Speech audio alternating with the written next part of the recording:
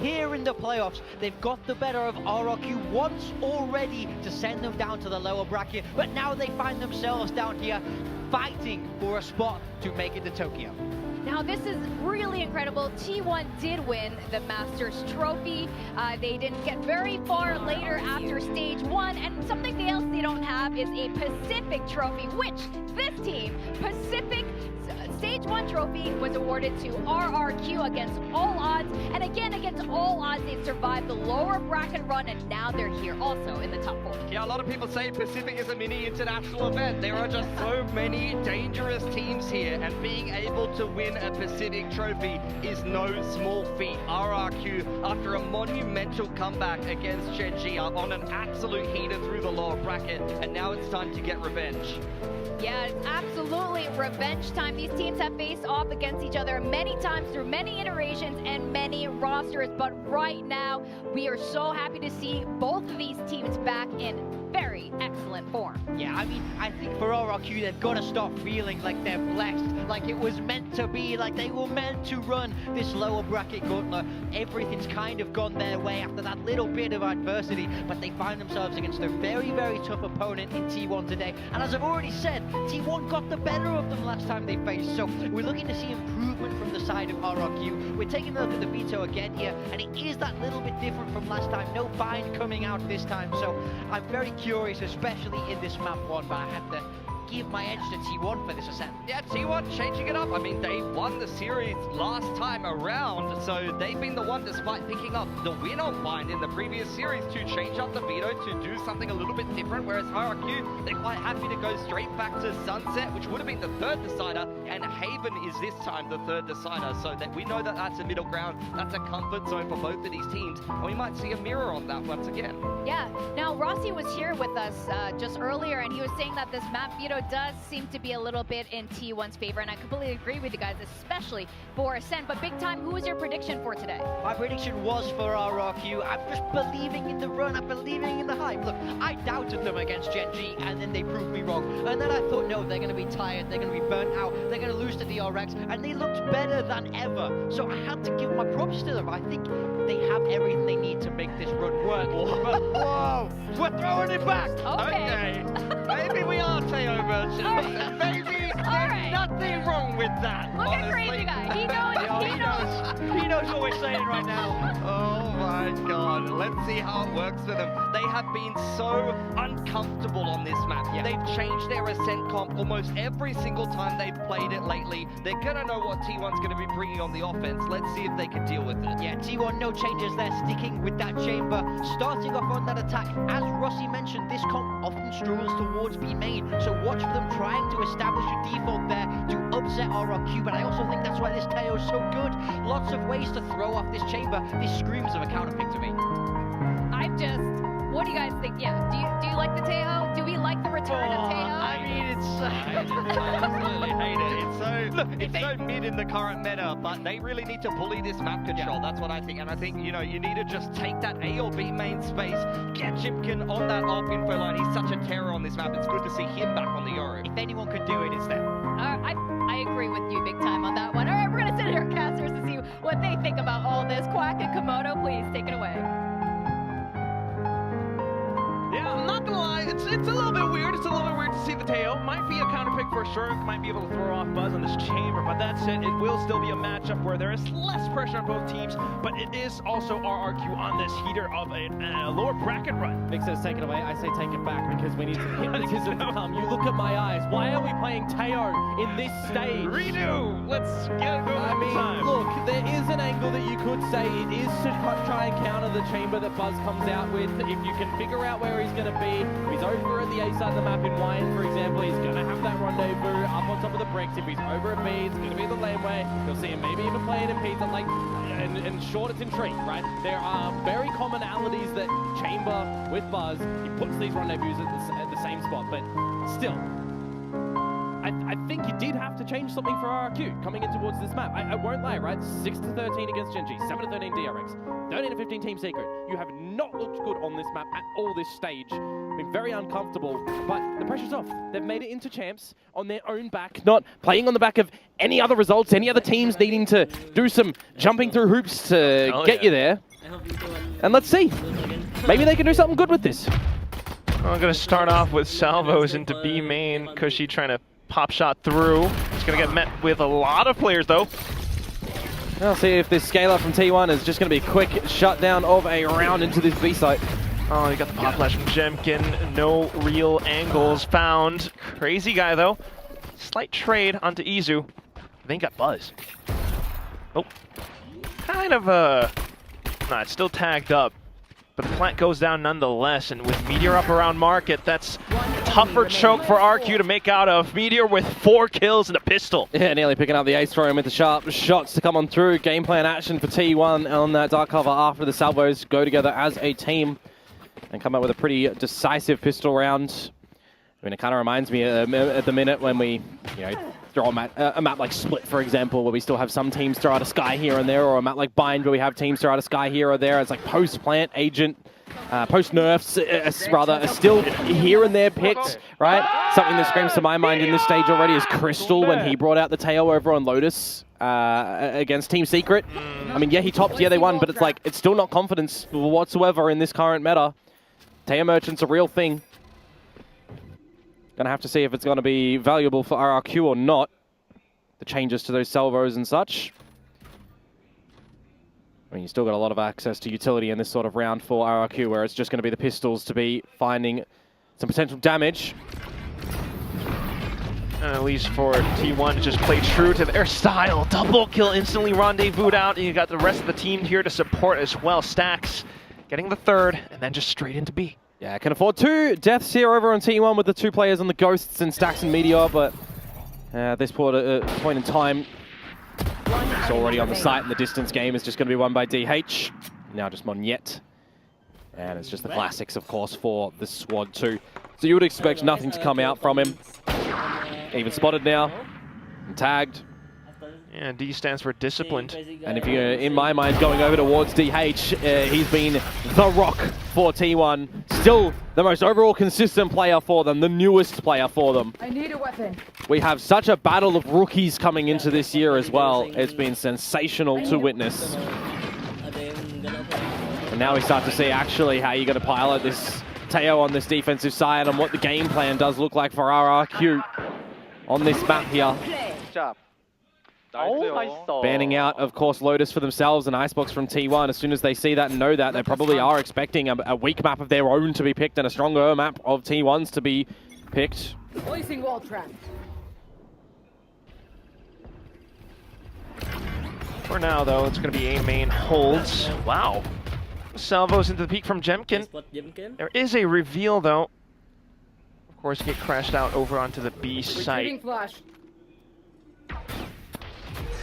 Where Meteor is known to lurk. Well, you got no smokes anymore on T1, so they just got to hit some sharp shots on this bonus round for them with a couple of their rifles. Clear some corners as Meteor, see if you can draw any attention over towards your way with a bit of a split up the mid from Izu. The stealth drone just comes out from Crazy Guy as well. Spotting out nothing, I do believe. One salvo still available, but you're very spread around the map as T1 at the moment. You are just trying to individually find some frags. As Izu going to link up with Stacks now. And Monyet, well, nearly just has his head removed. Nearly. Still a tough shot to land nonetheless. The timing so far on these salvos and that special delivery have been pretty okay from Crazy Guy. Still has kind of an understanding of how he wants to play this Teo with the calling as well for the squad, but now he starts to encroach upon this A site and he needs to just hit the shots and he can't do that. Yeah, stall and delay. 30 seconds left. That delay only works out for that long. Monyet needing to find the anchor shots. Jemkin arriving as well, though, and some additional support. So it will be trades as RRQ find numbers advantage. Meteor might be able to stick the plant. Of course, trying to bait out some reactions as well. He knows his opponents are circling around him. There go the peaks. Monyet for the triple. And RRQ find it up. Surviving with 3, not too bad, not too shabby for RRQ. Again, I don't think a lot of people had this composition coming back on their bingo board. Last time they did play it, it was against Gen G in that upper final, that grand final. And it was Jemkin on the Yoru. Absolutely delivering destruction. And again, he's been such a pivotal player for this team in this lower bracket run that they've had to try and do to get into champs. The whole team has just elevated themselves drastically over the course of these last few weeks. But against T1 now, who they did just receive a loss against, they've got to come up good still here as well for the seed to get over towards Japan, Tokyo. That'd be pretty cool for them as well. So this first real rifle rounds now. Gonna have to try and challenge in mid. 3 of them are here. Where it's going to be unexpected positions. The trade's coming through Buzz. Oh, not quite able to refrag. And in this sort of position, you would switch over to a retake too. Crazy Guy does have the stealth drone. He's ready for the door peek. Out from Meteor is just going to have to gamble that one. Nicely done so far from RRQ in this round. Decisive in mid, switching in towards A, and now they know where DH is. Drones after drones. You already know where DH is. Whoa, still able to find a tap, but nonetheless, it will be Xpharaoh. And we'll all be tied up 2-2 as well. So far, so good for RRQ. We've seen them in times drop pistols, drop second rounds, but be ever so present in the rifle rounds. And you're hoping that T1 kind of isn't delirious in how to play against this composition, because they, of course, wouldn't be expecting it. But we know such tenured players, you know, such as Stax, is going to have some awareness and trying to figure things out in the middle of this map. Enemy remaining. That was nice on RRQ. Yeah, bro. I'm blocked. I'm done. So it's a bit of a lesser buy to come in from T1 now. You do have that Steel Garden available as well if you want to all stack up together. If you start to feel a little bit of weakness around the map from RRQ, who are just going to put majority of their forces over to this B side and mid in a 4-1 style approach to B and mid, just leaving Xpharaoh to the side of A by himself. Deploying drone. Drone's going to confirm, though. Didn't spot out Buzz. Oh no. Doesn't matter. Crazy Guy finds him. Which means no more entry onto B. You then look for other options, but at the same time, take a look at who's down Pizza. Yeah, you can't really go mid if you are T1, but you do just have to link up together, really. Try and see if you can put off a couple of the angles. The Thorns aren't really going to do anything here towards RRQ. Whoa. Meteor just getting removed convincingly, and Stax and DH position is eventually just going to be noted. This is very methodical from RRQ. As they hunt for the final kill as well. Flawless picked up in round number 5. Not too bad, Quack. Not too bad. They are starting to build up some economy, starting to kind of renegotiate themselves and where they want to reposition around the map as well. Dotting I's, crossing T's. But now we need to ask the question from T1, where's the spark that you've shown so far as well in your journey through that Omega bracket? You're losing to Paper X, maybe one would argue expected. The 2-0 loss to Talon, maybe one would argue a little bit expected with how they're playing lately, but questionable. Still, though, taking the win over Nongshim, and now trying to find it back on Ascent. Buzz goes for the entry. And this would certainly be a position where you would like to see the Steel Garden invested for them after a bit of a regroup in towards B main 2. Removing Jemkin. Removing an option of a dimensional drift from the party, but also just a body on the floor. As far as RRQ is concerned, now they need to start to spot out some information. That's why they're putting Monyet into this creep-up approach through A, and the Steel Garden's just going to reveal all the information. Xpharaoh just getting caught in the garden as the gun's moved. A little bit more action. Still, with that information retrieved, they just spam through and getting information off the cameras, trips, and some kills collected upon. Monyet is coming on for a mighty flank at the moment as Meteor is just going to put himself into a sneaky spot. He's got some timing here. Oh, manages to push out for it. Stax then holding out from stairs. You kind of expect where RRQ are coming from, seeing those salvos, but still the peaks successful. Just Meteor left and he's blocked off by the smokes. Armageddon deployed and flushes him out of position. And no chance for Meteor at fighting back. Didn't think I would see some pretty clean play back on the Teo right now, but we are seeing RRQ in a bit of a comfort spot right now. And T1, they are the team that have to be worried. They are the team that are phased by this currently. Not able to get Izu in a spot for success on this Yoru either, by the way. He's just been getting out a couple of team tactic plays, getting the flashes out for the squad to get into some spots, but these are the sort of positions where you're getting the opening kill, you're getting in towards the B site and you're getting a plant down, you can't hold it in the post, some overzealous play from Meteor, it would appear in the grand scheme of things there. Crazy Guy picking up that Armageddon on the back of the kills, and yeah, it's just going to eventuate into a timeout from T1 here. Have the coaching staff actually figured out what they need to do on the attack against what should arguably be an old forgotten comp? Technically, right? That's what it is right now with the way that RRQ have been able to kind of flush them across the map. 4 losses in a row cannot feel too good, but just as before we went into this timeout, you took a look and Buzz had his tour de force. Jemkin brought out his operator. Yep. Next round could get spicy. Well, I know who I'm favoring in that duel. Do tell. Would you like to take a guess? Jemkin. Yes, absolutely. He's the kill leader with the operators. I mean, it's hard not to. It's hard to argue. Buzz is good. Don't get me wrong. He's great. It's better than most. But right now... Decoy. Well, technically, he's tied with Jemkin 4-4. In the server. Technically. But overall, RRQ, they are leading with that 4. And the force is out, but is it going to be a full force? Wow. Dart on the back of the clone. Cushy breaks immediately. And now you've got a little bit of this progression space in towards main. And that shear is just going to keep you in check if you want to go skulking around the map, like we've seen from Monya over at A, for example, where majority of the force for RRQ is a little bit more shifted. Mid to be cleaned, with all of the reconnaissance util now essentially gone for T1. They're going to have to put their bodies on the line, and RRQ, well, they're just going to spot out that T1 have found the space in mid. Doesn't matter. It's pistols at the end of the day. It's a Bulldog. As long as they're not walking into these long lines, they won't get picked up by that tour de force. So RRQ just going to be happy enough to sit pretty. Ooh. And DH, well, he's just going to get shoulder checked, and his shoulder shot. Completely knocked off balance. No more smokes on this attacking side. It's going to come down to the kills. We'll see if Meteor... And Cushy, he just picks up the recon too, so he can throw that out now for the scan. As long as they push on through, counter recon will make it tough. Sparrow's still anchoring down at the site. They know he's there. Oh, the tour de force from Buzz, trying to find the right angle. No shot, no chance.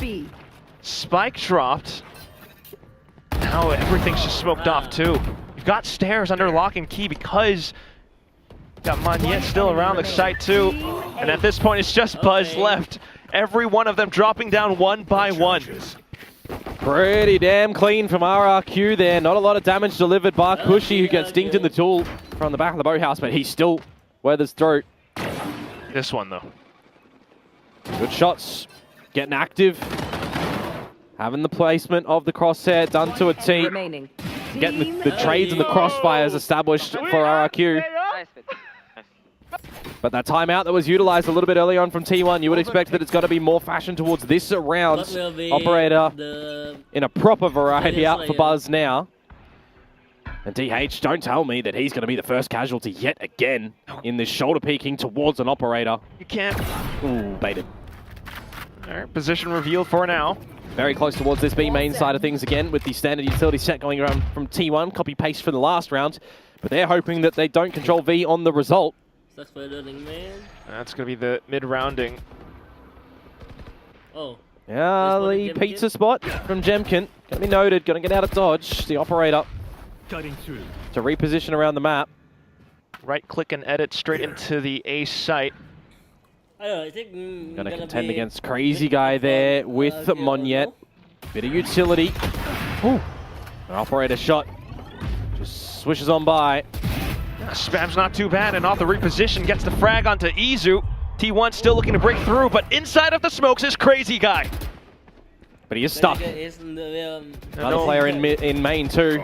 No other util, so he gets taken down, but take a look at who's already on the A side. It's Jemkin, has to be walked off because of the recon. 30 seconds left. Dimensional drift could be an angle here for Jemkin to start to go in.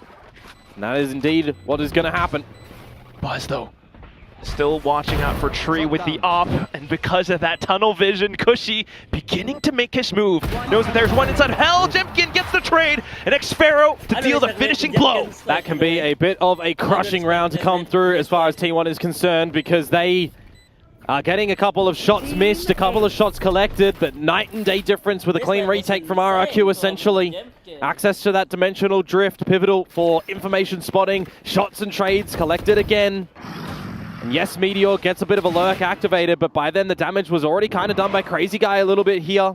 With the rest of the squad as well, he's just caught out in a reload. Imagine if he still had bullets available. I feel like Crazy Guy is just been ever so omnipotent throughout this stage. And now that is 6 in a row for RRQ. Back to the drawing board for T1 to talk in amongst themselves. I'm going to highlight it here. It's still donut territory too for Izu. He needs to awaken for T1. He's your solo duelist here.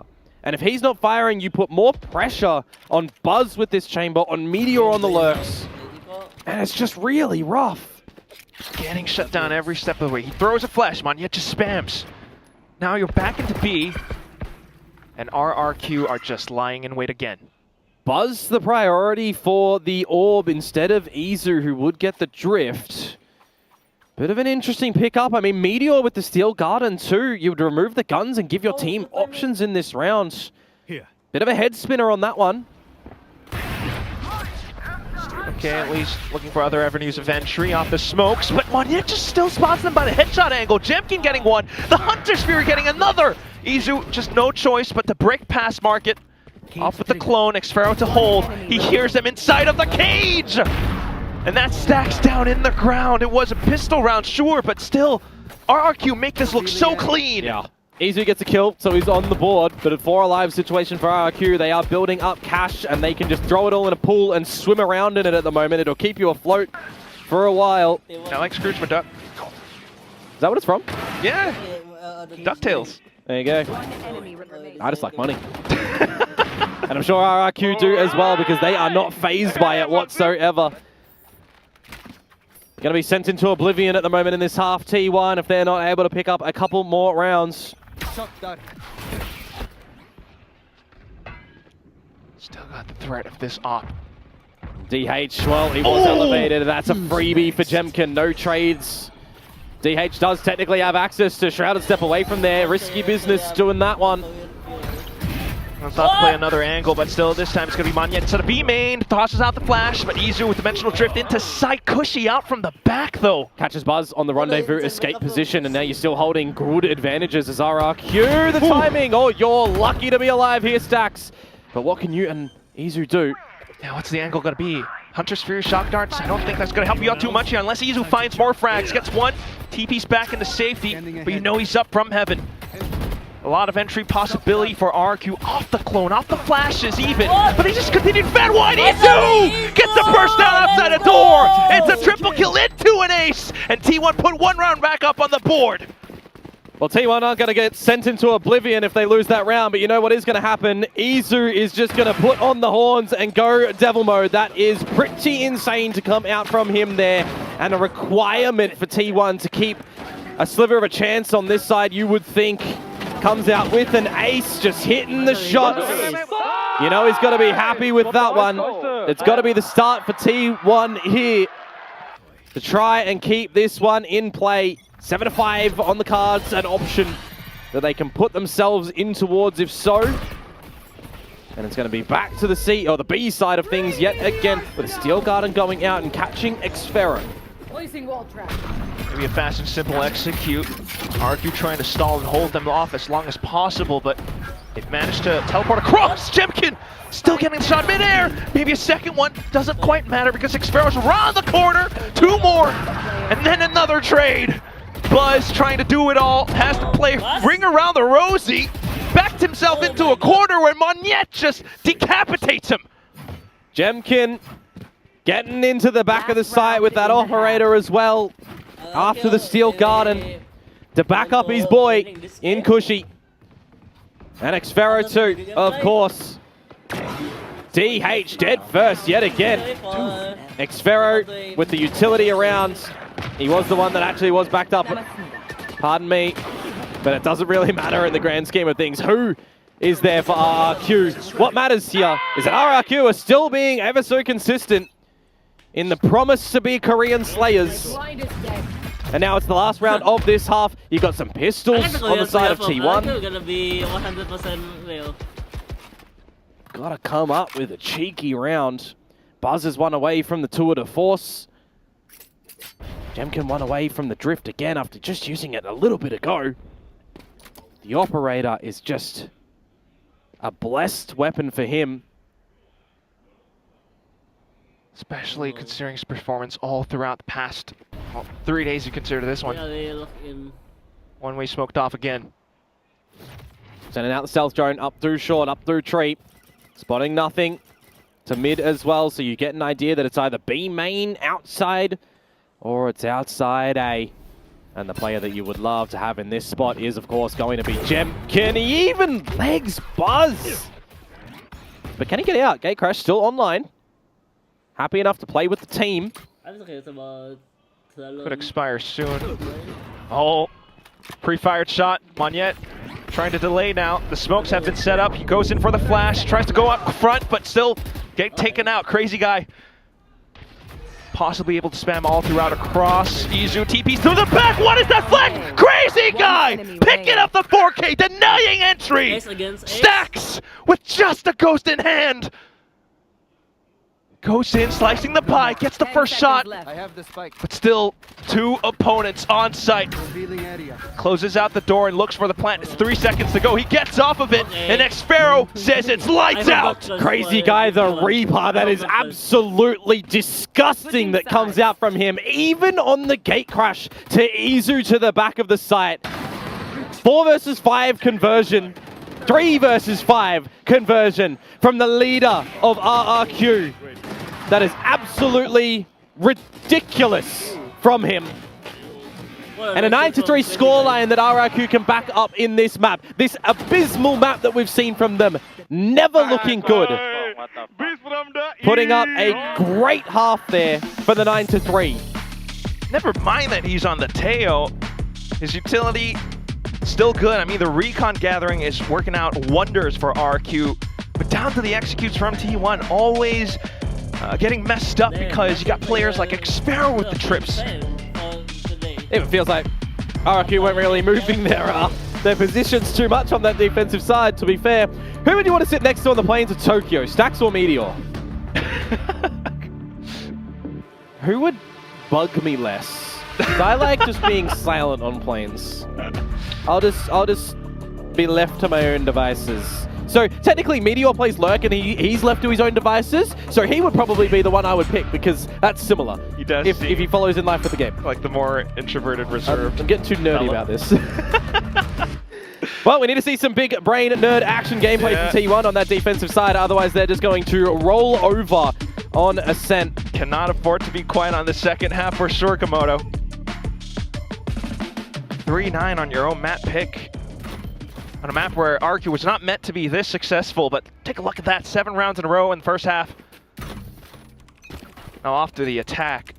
Yeah, this is where things might be wild for RRQ with the Teo.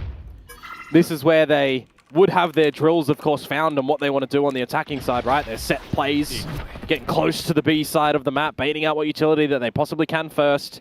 See if the shear has been placed there, for example. Uh-oh.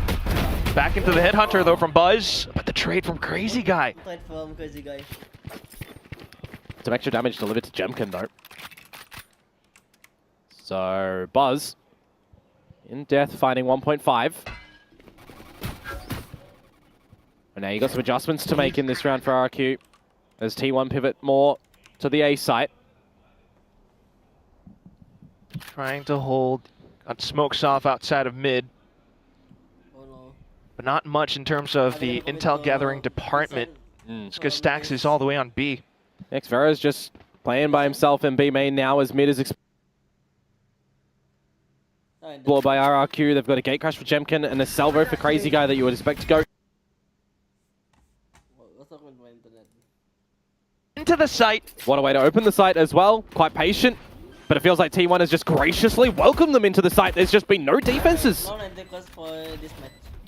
100%. Camera and everything set up now as well. You've got flashes if you're T1. Everyone from RQ stuck up inside a boathouse. You see that nothing's on site. Jemkin does have a flash as well. He could just lob out. Progression smoke now. Oh, camera. Oh, and it just baits Izu in. He gets the flicks though. 90 degrees, a flash upside, looking for the third, but shut down by Xparrow. And now RRQ looking to play it safe. Looking for a couple more taps. TP'd across. DH still healthy, and he's hunting for it. The double kill. T1 pick up the pistol right back at them. Oh, that's a 2 versus 4. Doesn't matter if the defenses aren't there for T1. The retake is successful. All 4 members of RRQ at the back of the site, and maybe a little bit of uncoordination from them in that dark cover. Crazy Guy gets polished off first, and the ghost shots connect. Bit of a rough one for RRQ considering the start of the things there. Crazy Guy and Monyet down to Izu and DH finding the remaining 2. It is a lifeline for T1, but job's not done. It still gets damn close, and they've still got a marathon to start to run here for this halftime comeback. And spying up in full, the Outlaw as well, doing some good damage. It's going to be Izu with the Bulldog. That ultimately seals the deal. RQ needing to back off.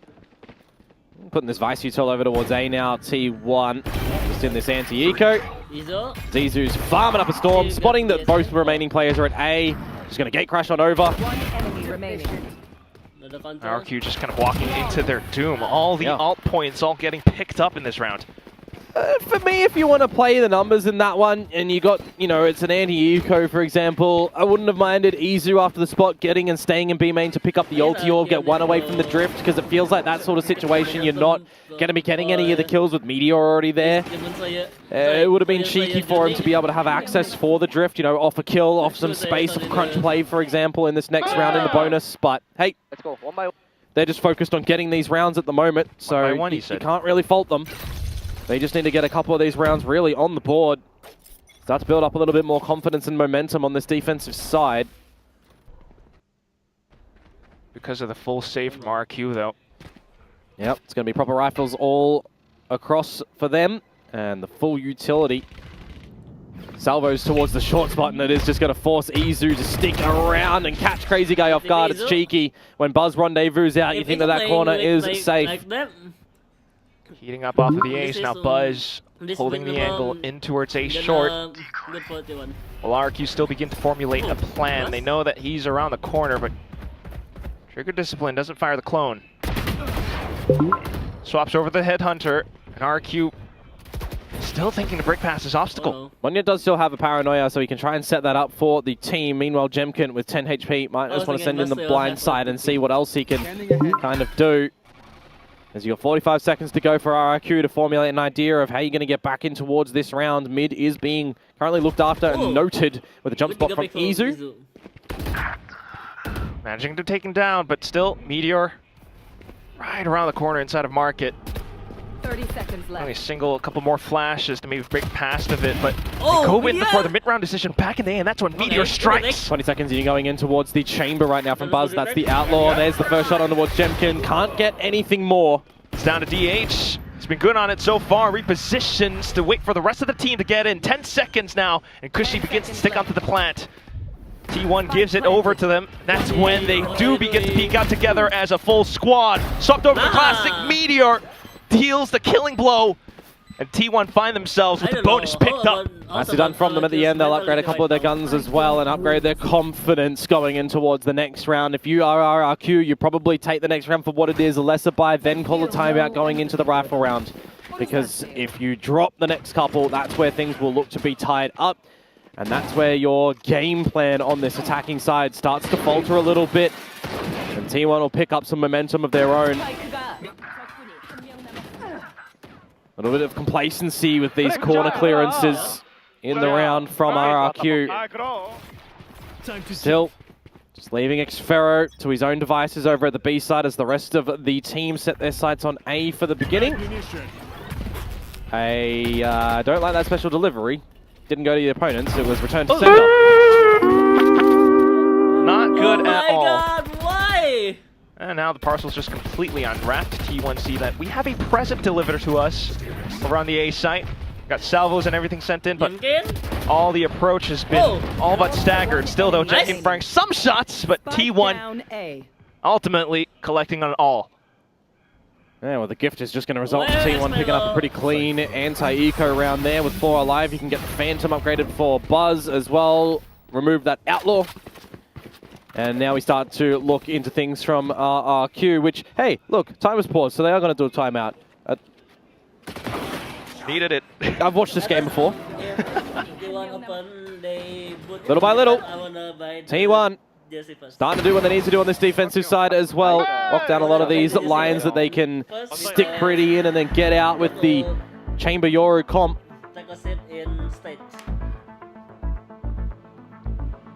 As RRQ, that's why they need the coaching staff to intervene, knowing that that's what they're seeing inside of the maps, inside of the server. And it's funny as well, right? Because when you throw it back to last stage, this is the composition that they were able to beat Paper X on 13-6. Ascent is not a good map for Paper X. Like, don't get me wrong, it used to be a map that they loved once upon a time, but just lately shying away from it. This stage as well, right? Not even playing it. Some miraculous way being able to dodge Ascent and Corrode every single time is like a how? Teams just give it to him. I don't know what to say. Yeah. But here we go. Now it's going to be Buzz in with the operator.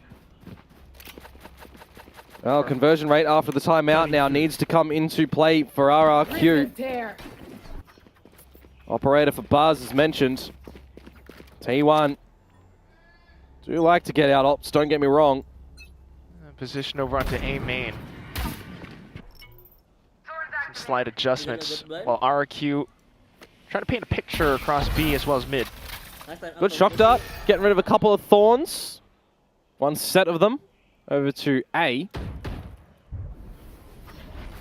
And Buzz at that point in time is just happy enough to still stay on that operator line. Meanwhile, too short. DH is going to get challenged, and Xferro finding Meteor. He's going to use the hat, and the jig is up. Your position's revealed. Still trying to create more havoc on the A side. Oh, quickly peeling off. And you could just have your choice on where you want to go, to B or to A. You don't want to go into an operator at the A side? Sure, let's just switch on towards Izu, whose only escape strategy is going to be into the drift. Stacks at the back side now, the only contender as the peppering through the wall comes out onto Izu. Revealed thanks to Cushy. DH though. Yeah, TP'd across, but you got the Armageddon, and that cements this assault into B. Spike planted soon enough, and just Buzz. And he's just going to save the operator into the next round. A well-navigated situation from RRQ. The neural theft and the duel on Xferro. Literally the pivotal frag that opens up the books here for them to get all the information. And the from the shadows from DH is just diddly squat when that Armageddon comes on through. Really nicely played from RRQ. They'll get double digits here, and that is their round after the timeout going flawless. Keeping things with the economy flowing as well, which is always lovely to see. They can have a little bit of a chit-chat as well on what they want to do for the next round. We already heard in the massive comeback that we saw on Sunset, for example, and in the past couple of days for RRQ, every single time they get themselves in this winning situation, they have their little celebration, and Crazy Guy is just straight into the discussion on what they need to do in the next round. It is so impressive just how he has learnt and grown with this team time and time again. Or, well, one of two Vietnamese representatives, barring Nizzy from Team Secret. Buzz will hold on to the op. But yeah, brother is locked in. For sure. But this is the sort of situation from the last map as well, the last series rather, for Paper X and Talon, where things started to slip up for Talon. End up losing the map blind. So whether or not it's going to be the same thing that'll come into the play for RRQ here, or they will just look to run away with the map, we'll see. Operator retains means full investments behind it from T1, starting with a gorgeous 4 set of rounds in the beginning of this half. Trying to answer back to the one that we've seen from RRQ. Crazy, Cushy's just going to have this utility to the A side again to try and break the thorns at the entry point, which get popped ahead of time. Some decent damage. Still though, you got the Hunter's Fury taking down DH. No more smokes to hold. Just Meteor on the site. He's hiding away. Still though, getting flashed and stunned up. But RRQ tapping the brakes as well. Buzz has arrived. Looking for the lines! What is that flick? Straight into the heads, but Cushy arrives from A main, slaying everyone alongside Crazy Guy. Man, you just got a feel for Meteor on the side there. He sat pretty time and time again, whether in the stun, whether in the flash, breaking a clone. Everything's getting thrown his way. He finally gets a bit of a duel in there, and things are just faltering. It's a 4 versus 5 conversion with some awkward shots coming out from T1 a couple of times here. The operator from Buzz, yeah, trying to deliver something. But when the cavalry arrives from RRQ in the form of Cushy and Crazy Guy, they get the job done. It is another round to the collection of the SAI team in this game. And T1 now 7-11. They need to look for some good comms here, because they need to slurp up a couple more rounds to keep competitive. That said, though, T1 still trying to control around middle. You got Tour de Force around that spot. Xferro just lurking. The rest of the team into A main. Well, Xferro lurk, it's what he does on this map here. And meet with Crazy Guy over to the B side, though. They could look to throw a bit of a cheeky fake if they wanted to into main. They could start to scope it out with the stealth drone. Or maybe even look towards mid, where that Tour de Force currently is. The drone goes in. Will they push him off the line? Stealth drone would have removed the ability for the rendezvous, removed the Tour de Force with the suppression when tagged. Oh. And if you see RRQ taking bot mid, now T1 begins to take A main. Meteor got to break this, and you would assume that Wine is going to be a dirty position on the back of that one. Remember, Monyet with From the Shadows and the spike on his back can TP whenever he wants. Xferro in mid again, finding an opening one, and with 30 seconds to go, RRQ shifting forces to B. Buzz, though, in with the Tour de Force, and that completely stalls them down. Double picked up. Xferro still lurking around. Does he go for the challenge? Buzz denies it outright. Cushy begins to make his move. Outside of B main, though, alongside Monyet, who's already into sight. The spike gets planted. This could be a big recovery, but Buzz is on for an ace with the 3K at the moment. And DH getting a bit of a flank online. Xferro's trip gone because he's dead. So it's Cushy and Monyet. Smoke, flash, recon. But crosshairs need to be trained, need to click, and not drop another B-side round. You look to DH to be the catalyst with his flash. You know they're hiding inside a boathouse. He sends it across. Found them. Maybe tries to go in for it, but Cushy stalls it with a recon. Here's the steps. Tosses in a shock dart, but still just running and gunning with this Phantom. Cushy comes up on it, but still the Headhunter. It's ring around the rosy. Cushy comes up with the goods. A Red Bull clutch, a 4K, and RRQ up to map point. Oh, he's top decked an ace in that one, hasn't he? 21 HP to come through. 5 rounds now for RRQ. 5 chances that they've got to try and close this one. And Buzz, oh my man, Buzz. That is such a rough space to see yourself in when you have your opponents crossing in the open and you've got that Tour de Force lighting up the server, slowing your opponents. It's easy pickings, but in the end, the play from Cushy, digging deep for the 4K to bail them out. Now faster paced play from RRQ straight into B. Pop flash, Izu gone. All of a sudden, T1 scrambling to try to anchor down B. Opening kill, Cushy went away from the Hunter's Fury. And a settling down situation. You can simmer here as RRQ, and the advantage you removed Izu. No dimensional drift. Today is 17 August. Would have been massively needed, you would assume, in a post-plant sort of scenario if RRQ can get into one of these sites. Droning out in towards B main, and Buzz will equalize onto Xferro. But quite low. He's banking on his rendezvous, but quickly punished for it. RRQ finding the rhythm back into B. Just stacks. He plays for the position. Good on the first, but not quite the next. And the side is open now. Meteor and DH are going to have to go in towards a retake. A helpful serving of utility still here for Jemkin and Monyet with a dark cover available. But do you all play in the back of the boathouse again when DH is still alive? Cutting through. Thinking for it, Jemkin has the gate crash. Clone on the floor, primed and at the ready. Sent out to stairs. Just to check in case someone's hiding inside. Shadows traveling. T1 making their approach as silent as possible. Sudden pop with the flash, but it doesn't quite go through. And now it's just Meteor. He fires one outside of the smoke, but still knows, and he has got too much to clear. Inside of the boathouse, he hears the hops, and he begins to make his move, but he's running out of ammo! Monyet flings the hammer, and that will be 13-7 RRQ, finishing off T1 on this first map.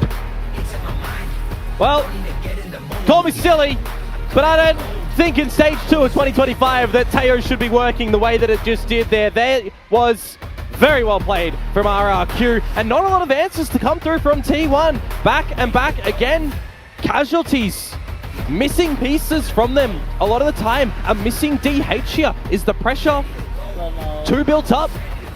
Are we really seeing a new era for RRQ right now? One map away from dispatching of so many Korean forces here in VCT Pacific. Sunset around the corner, RRQ, they have picked that, but I really am thrown a little bit by T1, right? Still want to give this one, still want to go for seeding, still want to try and go over towards Japan. Left a little bit wanting in this map here.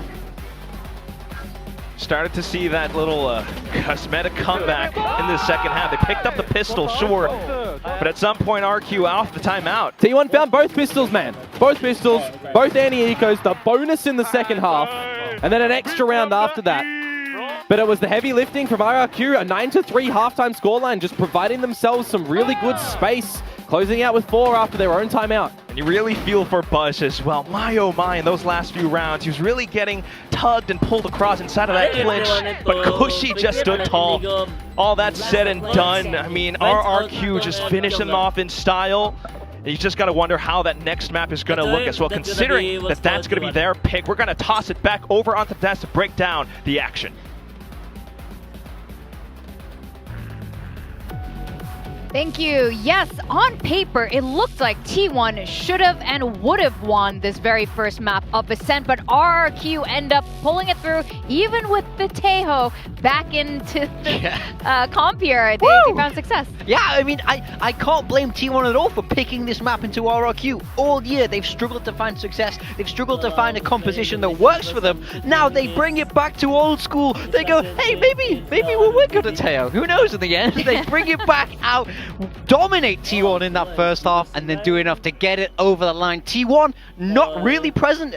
Slow to start, I would say. Yeah, in stage 1, when Ascent came back into the map pool, RRQ was one of these teams that actually started to look like one of the better teams on Ascent. It felt like they had very much figured out how to play this map. They were playing the Sova Teo back then, and the double drone did them a lot of favors here. You could tell it was a very well-rounded performance, and they'd had a lot of a playbook built up from back playing the comp during that era. They got a couple of reps on it back then, so, you know, they have been mixing up the comp in the current meta. Nothing has really been sticking. Why not throw it back to something that's off meta currently but has worked very well for you in the past? Over on the side of T1, unfortunately, a little bit slow to start on this attacking side. A couple of quiet performances from some of the individuals. Buzz and Izu will pop it off. Meteor was doing decently enough, but it was a higher level and a better, well-rounded performance from RRQ here on Ascent, and I think they're going to be feeling very confident about taking this game away now that we're heading into Sunset here.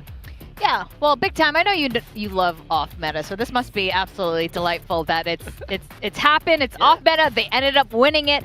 But this is not without some really smart rounds by RRQ, especially early on defense. Yeah, in this defender side, they were so good. So in this chamber comp, you're always going to struggle on attack. It is harder, but I love how RRQ approached this. So aggressive in shutting down that space. Now, we've seen time and time again on Ascent that they walk Jemkin down, but here, he has so much backup. They just absolutely dominate, force T1 back, and give Crazy Guy a lot of trust towards this A site, where he really managed to pull miracles off. Yeah, and this next round as well was very clever from RRQ. You push Jemkin onto this info line. It's something I talked about in the pre-show inside of B main. And even when he goes down, this kind of breaks a lot of the tropes that you often see on the defense side of Ascent. You're often going to have your duelist on one side posted up on an info line and a sentinel on the other side. RRQ are going to drone Monyet onto this info line, clear out all of A, and then stack much heavily towards the B side of the map, which actually has a full Cypher setup behind what was the Yoru aggression, and that completely catches T1 off guard. They get picked as they make their way into the site after burning the Steel Garden on the execute, and RRQ complete another beautiful retake. Yeah, Xfero did a great job there to be able to slow them down as well, because this T1 comp is not a comp that can really super speed up. We know that they struggle towards B, so Xfero with those one-ways and of course his trips, able to really stop T1 from getting that ground, and it was just too much in this first half. Like, it's okay to have a weaker side on that attack if you're playing this chamber, but it was too far gone. I feel like RRQ managed to shut them down, knew what they were going to play, cooked up this composition perfectly to be able to counter it.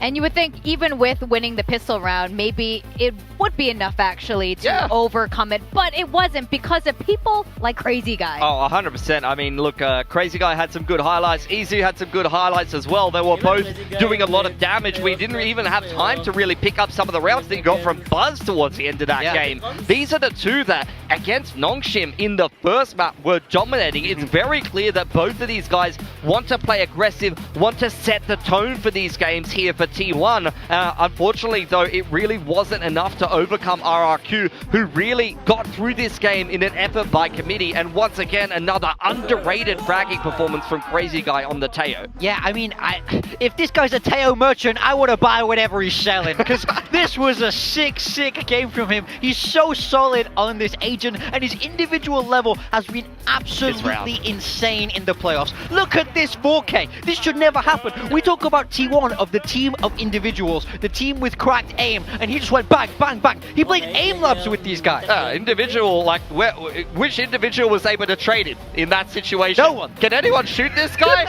He's on an off angle outside A main. Like, we're not going to be winning rounds on attack if we can't kill a Teo with his pants down. It is insane because this guy, when he was interviewing with us yesterday, or was it 2 days? Yeah, 2 days ago with after the Gen G game, he was like, honestly, I just give away my guns because I got younger guys who can just shoot better than me. Of course they can shoot better than me. I don't know if they can shoot better. I think they're all pretty damn good, and Crazy Guy holds his own. Pretty sure Jebkin had 13 kills that game, bud. So, which, look, to be fair, everyone on RRQ was pretty much 5 kills between each other. They are really getting this game done by committee, which is what we usually say about T1 when they're rolling. When T1 is steamrolling, everybody is fragging, and there's just no weak link in terms of individual performance. Unfortunately, wasn't the case there. That's DH, another big pressure game here in the playoffs where he hasn't delivered that consistent level of performance we've seen earlier on in previous stages and in the groups. Yeah, and you know, T1 obviously picked Ascent for all the reasons we were stating. Even Rossi was saying it too. There were a lot of advantages coming into Ascent. Now you got to worry a little bit as we go into Sunset how this is going to be faring for this team. So RRQ, they love this waylay, they love this composition, but last time they played T1 on this map, it didn't work for them. I'm curious if we're going to see a change from either side, but both these teams have been very solid in their composition. T1, of course, with their signature duelist, Buzz and Izu on the Yoru and the Neon. I totally agree. I actually feel like Sunset has been a pretty underrated map for T1. I think their attacking sides has often looked very difficult to stop, so I think RRQ is going to need a clear game plan from how to shut that down. What is good news for RRQ is I feel like they have a comp that naturally lends better to some good prep, especially given the fact that they're going to start out on defense here. From T1, you've seen them change their game plan a lot. They often start out on the attacking side of this map, and they're quite happy to sequence their rounds in a way that'll catch their opponent off guard. I noticed from one attacking side game on Sunset, they were running a lot of market splits through B main and a lot of A executes off the bat, and then in the very next game of Sunset on their attacking side, they immediately ran a mid to B split through top mid. So it's very clear they've got a deep playbook on this attacking side, and we'll see if RRQ have the right reads and the right answers for that. I'm already thinking a little bit ahead now. We lost a couple of important rounds, and no idea who would end up winning out on both of them. On attack, Yeah. This is for Tokyo. I gambled 3 rounds in a row, and then I gambled wrong 3 rounds in a row. So yeah, unlucky. But overall, I think on Haven, it's just, I think we didn't play together at the end really well. And on Bind, it's just, you're looking for when these guys get rolling on the attacking side, and you cannot slow them down, you cannot stop them, you will be steamrolled. Meteor's been fantastic in the mid round, but I'm looking for DH to step up. Your Omen can carry you on Sunset, particularly on the defense. Yeah, T1 won this last time they met, but RRQ have picked it here, so let's look to see what they've changed. All right, well, all we do is see who's going to end up making it through. It's going to be a full series. Let's send it back to our casters, Komodo and Quack. Here we go, map number 2. We need to see a third map. We need to see a strong pistol coming out from T1. What have you got for us, Komodo? It makes me a little bit worried for Talon if RRQ are going to win this cleanly 2-0. But what I'm seeing from the pistol setups right now on the same sort of agents is the same default deployment RRQ did here against Gen G in week 1 with the A main trap at the moment, having your Waylay and Market and your Cypher over at B main. It's the same setup, and I'm kind of seeing similarities for T1's pistol that they lost against Zeta, where their Sova was watching B main and they did a mid-tiles crunch play with a bit of a split. So very, very similar approaches in both of those series, and actually now it's going to be the exact same with the repositioning of the T1 fellas outside of A. So I've seen this pistol before. Where's it gonna go, Komodo? Straight into market for now. T1 beginning their approach. Of course, as RRQ, you get to hear all of this information. The trip's going off, but they're getting spammed inside the smokes. Great shots from Meteor and Izu to try and set up a good post-plant pistol. They dropped both of the pistols in the first map, remember? So to be able to get off with the first one here would be gorgeous, but, well, Couple more shots and RRQ might be able to tie up the score, but DH denies that possibility. Buzz holding down market, just crazy guy left, and Izu slides in. convincing pistol in the grand scheme of things from a T1 after a little bit of the shaky business in the very beginning around A. If they fell prey to the trap, that would have been a bit of a worrisome factor. But in the lean towards B, in the quick play as well, spraying on through the smokes, catching a couple of kills, just seeing the leg of Jemkin as well.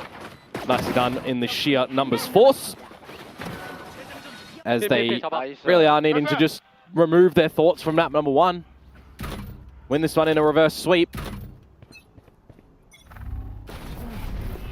Trying to make that a possibility, of course, as the desk mentioned. For RQ's side, you've got this very deliberate composition, Waylay breach. Fault line sent out, T1 backed into B. I mean, it's just something that you see time and time again, isn't it? Especially when you are running a breach comp. Early business over at the A side of things.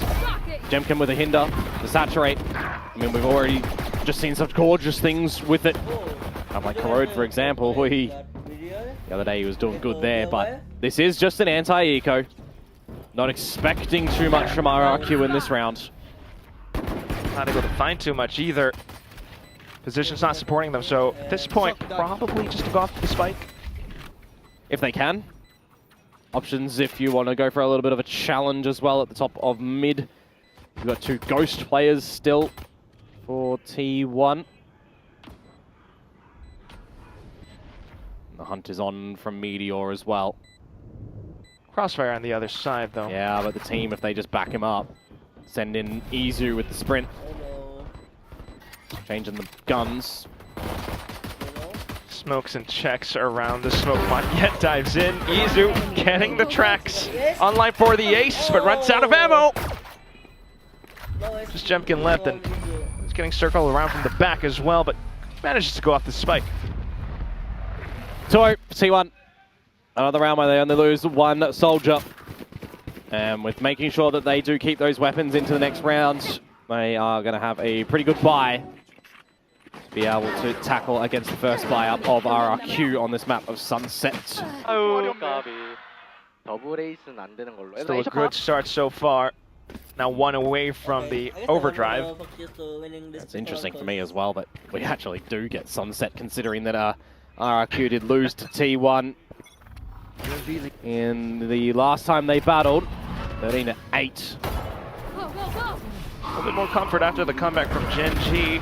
Still though, defense was where they were lacking before. This time, Crazy Guy holding out from Link, able to find some shots. Does have an aftershock as well with some flashes to try and help and set up the team. Oh, Jemkin wins a crucial duel there, you'd assume. And a little bit overheat. Meteor trying to prevent more players from playing that position, but RQ already setting up back from spawn. Lots of utility they can throw in here. Just waiting for the initiating one. Slight speed across. Izu manages to track, but still getting hit by the saturate. Aftershock to clear out generator. Then this is where T1 makes their stand. Just Izu. He's able to hold around the corner. How long can he make it work? It slides across with fancy footwork, pulls out overdrive, but Xfero manages to get the burst, bringing up the 1. Izu just cannot close after getting a significant amount of kills, just like the anti-eco round in the last round that he picks up 4. He was so outside of play in the last map on that Yoru in the very beginning. But he certainly is firing up a storm in this map for now. But that being the bonus rounds, you bring it within 1 player surviving on the side of RRQ. Makes you wonder a little bit that they have to pick up a bit of the slack on this defensive side now, get a little bit more coordinated and hitting some shots to keep in some favorable positions. Lots of light shields coming in towards this round and a quicker force from T1 up towards A yet again. And you've got no breach stalling available here as Crazy Guy's off the other side of the map. You do have the fade, of course, on Kushi. He's just going to have to fall back with Mon yet towards spawn. Yeah, smoked off completely. Kind of a retake angle now. But a retake with no ultimates, he's just going to be strugglesome to try and hit some shots. It's ill-advised to shoot a Vandal through the smoke, my friend, and that is why.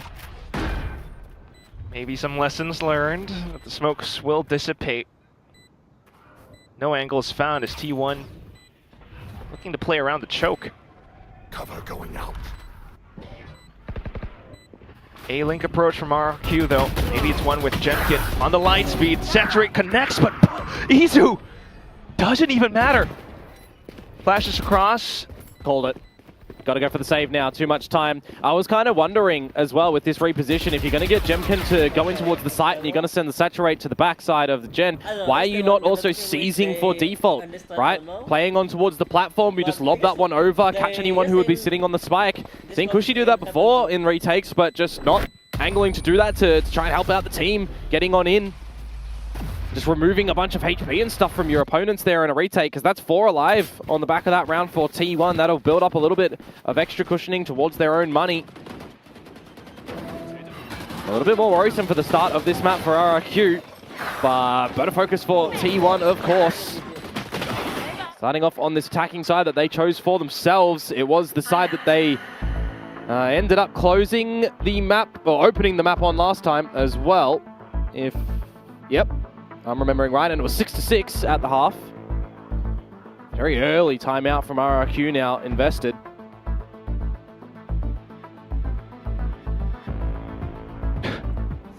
Well, if you're RRQ, I mean, the score to beat might be the 10-2 on the defensive half.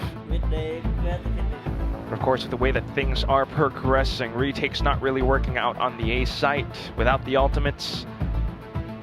T1 are definitely in a much more comfortable position. Both duelists beginning to frag out. Yeah, it's not like we haven't seen slow starts before from a lot of teams in Pacific, right? Don't get me wrong. We've seen some slow ones as well from T1, but some of them, they start to have a little bit of trickling of a comeback and they don't close, but a lot of them as well, they do look to close after the exchanging of the halves. Sunset, the closing map last time between these two. Give a little bit of confidence to T1 seeing that in the veto picked by RRQ, but also you probably would have been happy seeing an ascent for T1 as well, and the result was probably not the one that you expected. Lesser buy for RRQ now. Pistols behind the saved weapons. Needing to do some heavy lifting at the moment. Does Kushi have any idea that Buzz has already pushed in? He does, but he looks away at the wrong time. That will now be T1 being able to reconvene closer into the A site. Only one that can play spoiler around this spot is Crazy Guy. And with only the classic, it doesn't give you a lot of confidence. If he pulls away with one, he would get a Rolling Thunder available.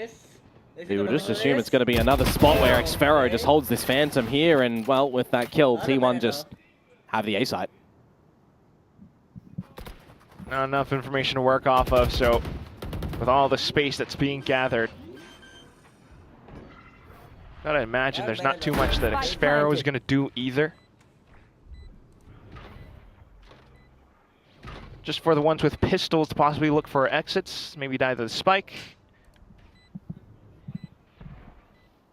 Don't miss me too much. Meanwhile, T1, the slow and careful approach after the timeout. Now Meteor hearing the footsteps. Just see what Jemkin can do, really. And it's got to be Nada. Meteor 3 out of 5. already has the neural theft, so these kills do nothing for T1. If it was Stacks, he would have had his Hunt's Fury. So there's that. You get a passing mark on the exam here for T1 against the NT-Eco, but you're not getting an A+. You're getting like a A-, B+. Well, you're strict. Yeah. That said, it will be 4-1 for now. RRQ, the timeout. Certainly expect that it would be for the upcoming round where they get to full buy up. For sure. Are we going to get a little bit more aggression from them as well, perhaps? Putting both your initiating force over towards the A side, though, for the beginning of this one, and setting up for maybe a bit more of a mid-exploration as well. Can be a possibility for them. Monyet with the smokes in mid, setting up Jemkin. Actually, they're instead just going to still do the normal one-way over here. That Buzz does beat. Okay. Gets out safely as well. Wait from Buzz. Yeah, doubling up in market, expecting that there's going to be a bit of a door breaker as Izu runs into the trap at top mid. He is just very lucky there is no one there from RRQ to be able to punish that.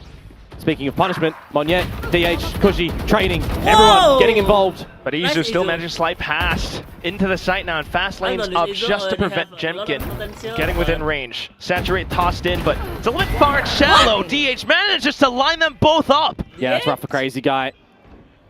And now Cushy needs to deliver a 1 versus 2 where Stax just gets that recon online. RRQ still be quiet. Is there timing for Cushy to slip in ahead of this? Pushing it to win. Heard one TP, but it's the high-low that ultimately does it at the end. T1 continue with this streak. Well, they know what they need to do on this attacking side by the looks of things. T1 not even investing on any ultimates to be able to play assistance factor in that round. Monyet finds an opener as well, mind you, and then we just start going tit for tat in the kill feed. We keep trading everything around the map, but when push comes to shove, it's the doubling up into Boba between Izu and DH, who can just line up 2 members. By that point in time for Cushy, I mean, I saw he had so much utility as well. He had Prowl, he had a Seize, he had a Horn available, but just tries to get in towards main where he makes some running steps and they hear him. It's a little bit questionable right now, the form that we're seeing from RRQ on this map of Sunset. Now just challenging as well. T1 simply backing off. Okay, RRQ do. That's where he looked at the pistols or maybe even the Stinger on the B site, but it's getting shut down. One-way cage up, Xfero managed to land a couple of pot shots. Monyet another. Surely not. Get the information on the back of the neural theft. You can start to take a little bit of this B space as Xfero and pick up a gun as well, but it's already... Well, no, actually wasn't removed, so does get an upgrade. Rolling Thunder, Nightfall, if you do want to switch to retake as RRQ as well, because you're putting yourself on a bit of an island right now over at this elbow. Stinger. And a Sheriff. And they're just easily removed, aren't they? No question about that. Neural theft as well confirms more positioning. So you set the cams, you set more utility up, which buys some time for the spike to go down safely. Planted. You get a potential flash for Monyet to get closer into sight, but you still got to watch out for the corners. Rifles may be picked up, but Meteor up from behind. It's not something that they expected. TP'd into safety. Oh, and he actually finds an angle onto Buzz, but low HP. Slippery movement. And he manages to find the shot onto Stacks! How was this thrifty possible? That is miraculous for Monyet, I've got to say. We've seen a lot of bait-shrouded steps in our time here, but that time they're real, they're repositional, and they're reassuring for RRQ that they're not out on this defensive side at all. You've got some great opening frags to come on through from both of the teams, don't get me wrong. The pistol's starting to get the job done at that B site, but I'm questioning things when T1 get up close and personal to the elbow. You lose your initiators that you could have switched into a retake with that Rolling Thunder, with that Nightfall. But Monyet just around that site, hitting some sharp shots, repositioning to perfection. RRQ get a thrifty round on the board. Will they be able to start to look to equalize this score though? Got the ult. Big question. Oh, well, through the one-way, Meteor managed to get the spam. You've got a bit of a grouping outside of B main already established as well. Some deeper trips. Expecting that you might have to switch to a bit of a retake as RRQ too. Oh, quick with the Rolling Thunder. Manages to hold them off for now, but still through the cage. Protect the trip. Monyet, he's just jumped down with no real chance in a fight there. Uh-oh. Maybe a little bit of an aftershock. You got xffero around the corner as well, but Cushy quickly getting snuffed out. The Rolling Thunder not doing wonders for RRQ. xffero has to maybe back off, but can't even do that. T1 will pick up the flawless. All 5 alive at the end. Again, another situation where there's no ults invested for T1. They have some real good ideas on that rifle round, but it's on the flip side for RRQ that it leads questioning why your rifle rounds looking a little bit appalling here. The Thrifty was so much better. You got the idea of the Rolling Thunder, but beyond that in this round, every single fight was essentially individual that comes on through. Izu, night and day difference compared to last map start as well. 15 and 4 currently here on Sunset.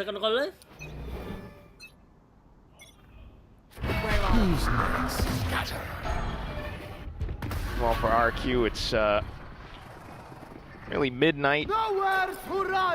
Buzz getting all the space, pushing RRQ out of position. Jemkin arriving from the back. Monyet, though. Right there. It's still very disconnected from the rest of RRQ. You got another double flank to come on through, but it's just going to be a little bit lapsed. Jemkin is going to have to get very quick shots here on towards DH as the Nightfall goes in. Quickly marked. Crazy guy. A little bit of a classic shot, but still, let's go into the site. Overdrive gets ripped. Now Izu is beginning to go on the hunt. xffero trying to step the pedal on the gas out from the back lines with that Vandal of his. Needs to find the shots, but Buzz denies more. You know where xffero's coming from now at this point. Just gotta save. You know that Buzz and Izu are going to be too strong in this sort of situation. Very handsome duo when it comes to the double duelist deployment. xffero's just going to take this Vandal in towards the next round. It's the 7.5 secured now for T1. Things really getting away from RRQ on this defensive side. Not able to really coordinate any advantages, it feels like. Breach is still, you know, a little bit behind the time when it comes to this map of Sunset these days. Not a lot of teams opting to play for it lately. That might have worked out before, but currently, Let's go. just with the way that T1 has been flowing with things. I mean, you just have to contend with so many rifle rounds now as well as RRQ, right? T1 just rolling you, to be completely honest. Revealing area. A little bit more of the passive variety for any engagements for RRQ around the map.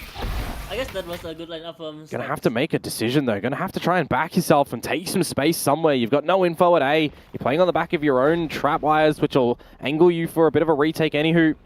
Meanwhile, you do get a little bit of this B main control, but you're not really doing too much elsewhere. You start to navigate back in towards this A site.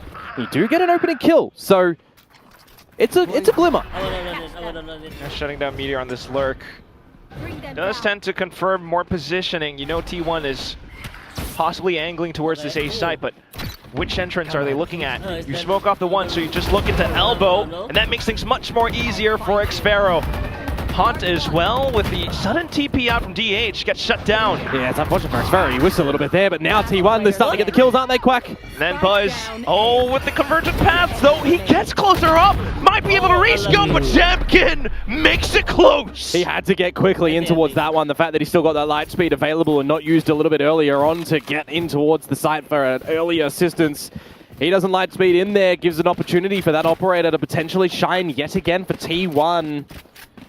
It is not a clean round to come through from RRQ, but it is an almighty required one. From the 3 versus 5 deficit for T1, they start to make it look doable. Gotta be at least happy that you are getting another round on the board, but I'm still wanting to see more from RRQ on this defensive side. It's back spread around the map yet again. Crazy guy, gotta be very careful. This Neon will beat you to any tiles peak that you think you have. Oh yeah, I concur. Now up in towards top mid too. Prowler does check, but Izu's managed to slip in. Still though, inside of main, and that's where Chipkin unfortunately falls alongside Monyet. Crazy guy down as well! Yeah, he stayed in the stun. That's really awkward at the moment. 4 versus 2, you should not be faltering in this position as RRQ. You might even have to look for a little bit of a save. But does that give you chance? Does that give you hope? A kill that Cushy finds. You know you can go for this now. It's still early days, and Meteor slotted at top mid. And he just crouches down. Cushy managing to trade right back. DH sends out the flash. You've got the spike to work off of, and a couple more smokes. Cushy in a retake again. He lost it at this B site last time. Remember, in a 1 versus 2. This time has to seize.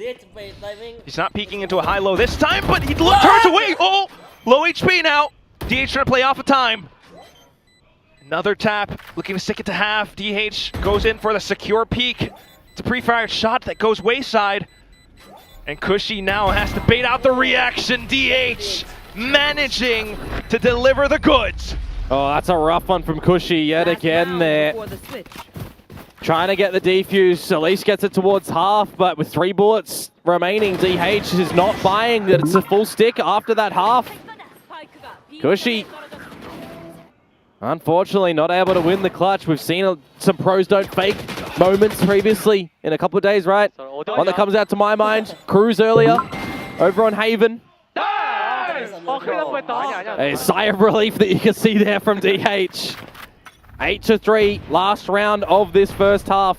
Here's a little bit more proactivity from RRQ. Finally doing something in mid. These are the sort of things I've been asking. Where are they? Sunset is not a map that has been fresh into the pool here. The worry's really getting to them. They might have some ult in this round, but the firepower not really there either.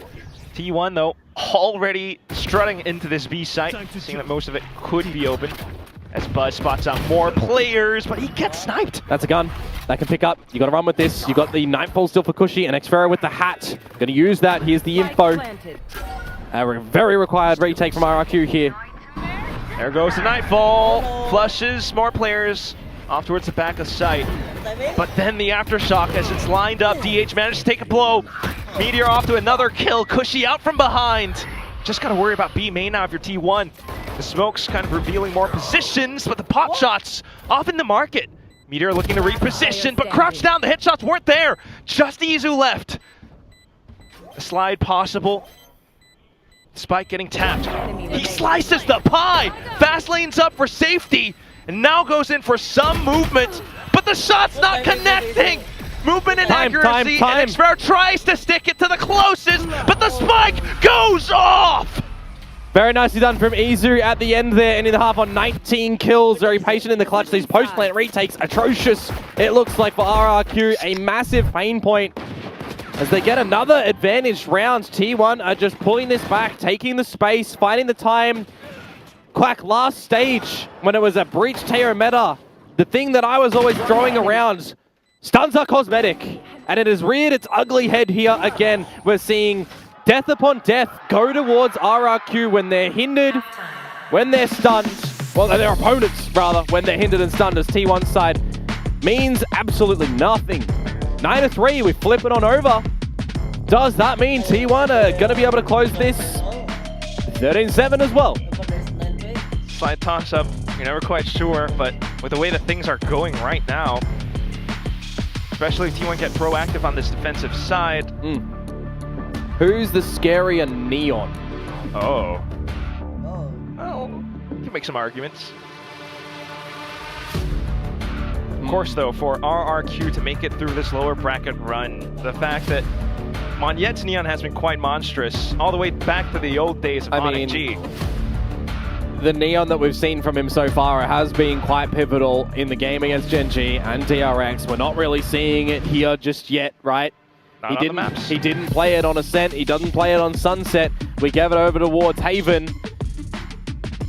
And then, well, it'll be there. Maybe. So we'll have to wait and see if it's going to be needed here, because right now, in this instance, Izu's the only Neon, but it is scary. He's putting up numbers. They are mine. Well, onto the attacking side, you would remember. Time to jump. This is where RRQ made their win streak before against Gen G, starting things off with an opening kill. Jemkin, quick on the draw. Meteor at getting a peek as well. Buzz, maybe now caught out in the open. Goes for the pop flash, but Cushy reacts. Oh, no. You got hold advantages right now as RRQ, RRQ, that's for sure. No clap. RRQ It's not a 10-2 that you can play on the back of. 9-3, you've got the extra round. Got to have some confidence going towards this attacking side, sure, from what you've done in the past, but T1 does play different to the likes of Gen G. Grouping up together in B main, Stacks falls on back. Gun barrel spotted. Recon, shock darts, but it all doesn't matter if Jemkin just cracks open your skull. Now you've got low HP Meteor and DH. Retake. Spotted out. There goes the saturate. This time not so cosmetic. Planted. DH even getting tagged through the market box as well. Don't know if we fancy ourselves a DH1 versus 4 after being spotted out, which means that this pistol round should go the way of RRQ. And they'll be able to pick up one in this map and not see T1 find their 4th for this series. Didn't put the trap, right? Yeah, a little bit too tough. He's just going to look to get whatever out points he can.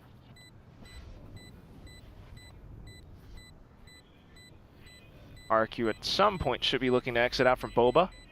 Maybe. Well, that's where they last saw him, so you would assume that that would be a bit of a position. Let Jemkin, who's fragging up in this round already, go there. And DH, well, he can have his pickings on who he wants to be able to find. Eventually needs to waltz in towards that explosion, and, well, he will touch it, but likewise, Jemkin will as well.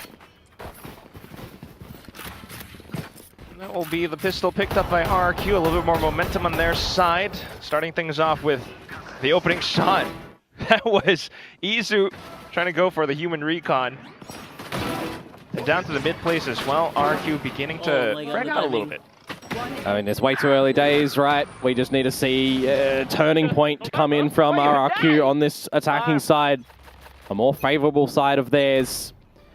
Because for me, on that defensive side, there was just not a lot that they were trying to do. T1, meanwhile, even in this anti-eco round, very commanding already, together as a team and unit over towards the A side of the map, getting the space, but the only little lurker and player on the other side of the map in Meteor, well, he just gets obliterated. So to the B side we go. Yeah, it's Xvero getting taken down. Just the ghost, so not the worst thing in the world. Quickly take the site, set up with those rifles. Just get some crossfires here, really. Don't give opportunities for numbers to get in from T1 and pick you up individually. Maybe even taking some space up towards no, Boba. Jemkin. No, they're into market. There. Jemkin playing for the elevated angle. Be able to spot out the first. Tracks onto Izu, getting traded right out, but Crazy Guy is right here, but still Stacks doing some damage. It's good damage too, because this hurts the economy. Monyet not even being able to secure the last kill.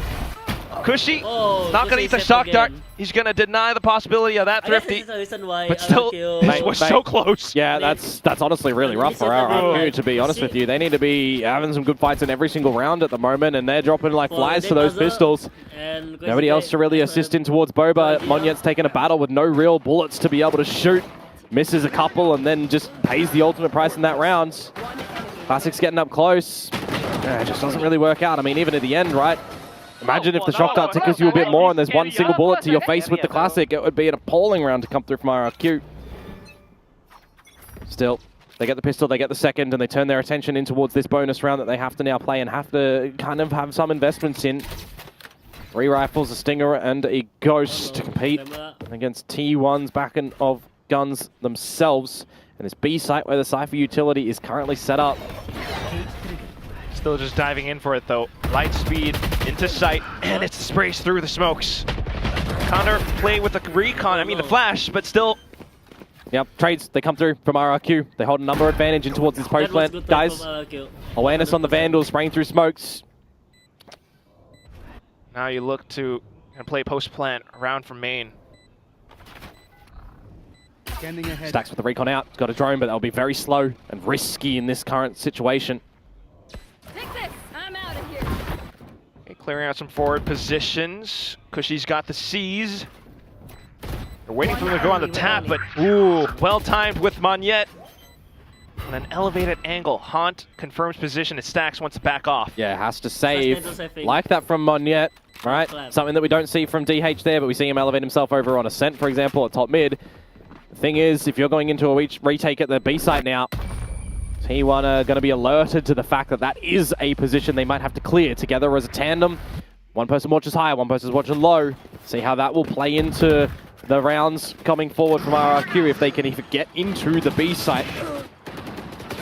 It's good for Jemkin to at least get in front of all of this Cypher util for sure, but he definitely needs the team to be able to back him up, which is what they do there. One enemy remaining. 3 killed. So it is the bonus round going RRQ's way. Eventually, I'd be seeing a timeout coming from T1. Actually, we're going to just get it right here and now. Quick way to try and stem the bleeding. 3 rounds in a row already for RRQ. Money's not going to be too good for T1 in the upcoming one, so trying to prevent it from coming online as much as possible, but otherwise, just RRQ being able to isolate angles across the site. I mean, having some flexibility with the composition, they go in for some quick-paced plays, T1, a little bit slower to react. You want to talk about flexibility with the composition, you're bringing out a Teo on the previous map. How more flexible can you be? Something that should just be out of play. I mean, you could say the same thing about Sky in current position. You could say the same thing about Breach Wailing. Reyna. Can't believe that word has just come out of my mouth. Bonus round aside for RRQ, timeout for T1 played. But are they going to be able to recognize what they need to do on this defensive side here to stem the bleeding that RRQ may be shooting their way? Oh, today is the last lower semi-final match. The calm before the storm around the position here for RRQ. Oh, well, quickly traded.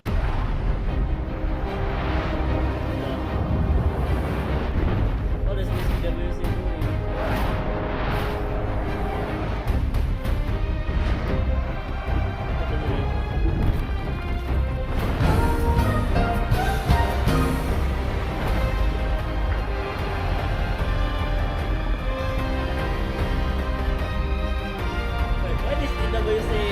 The 3rd kill! Taken out. Well, at least that gun doesn't run out on the map. That maybe Xpera can pick it on up. Because with an outlaw in play, it is not the thing that you want. You are just going to get trounced upon by 4 hungry T1 members, and you're not going to find any of them around that T1 had no business being involved in. They come out with a victory to find double digits. Unbelievable plays. Might even be thinking of Buzz going for a pop flash, but all it took was these shots.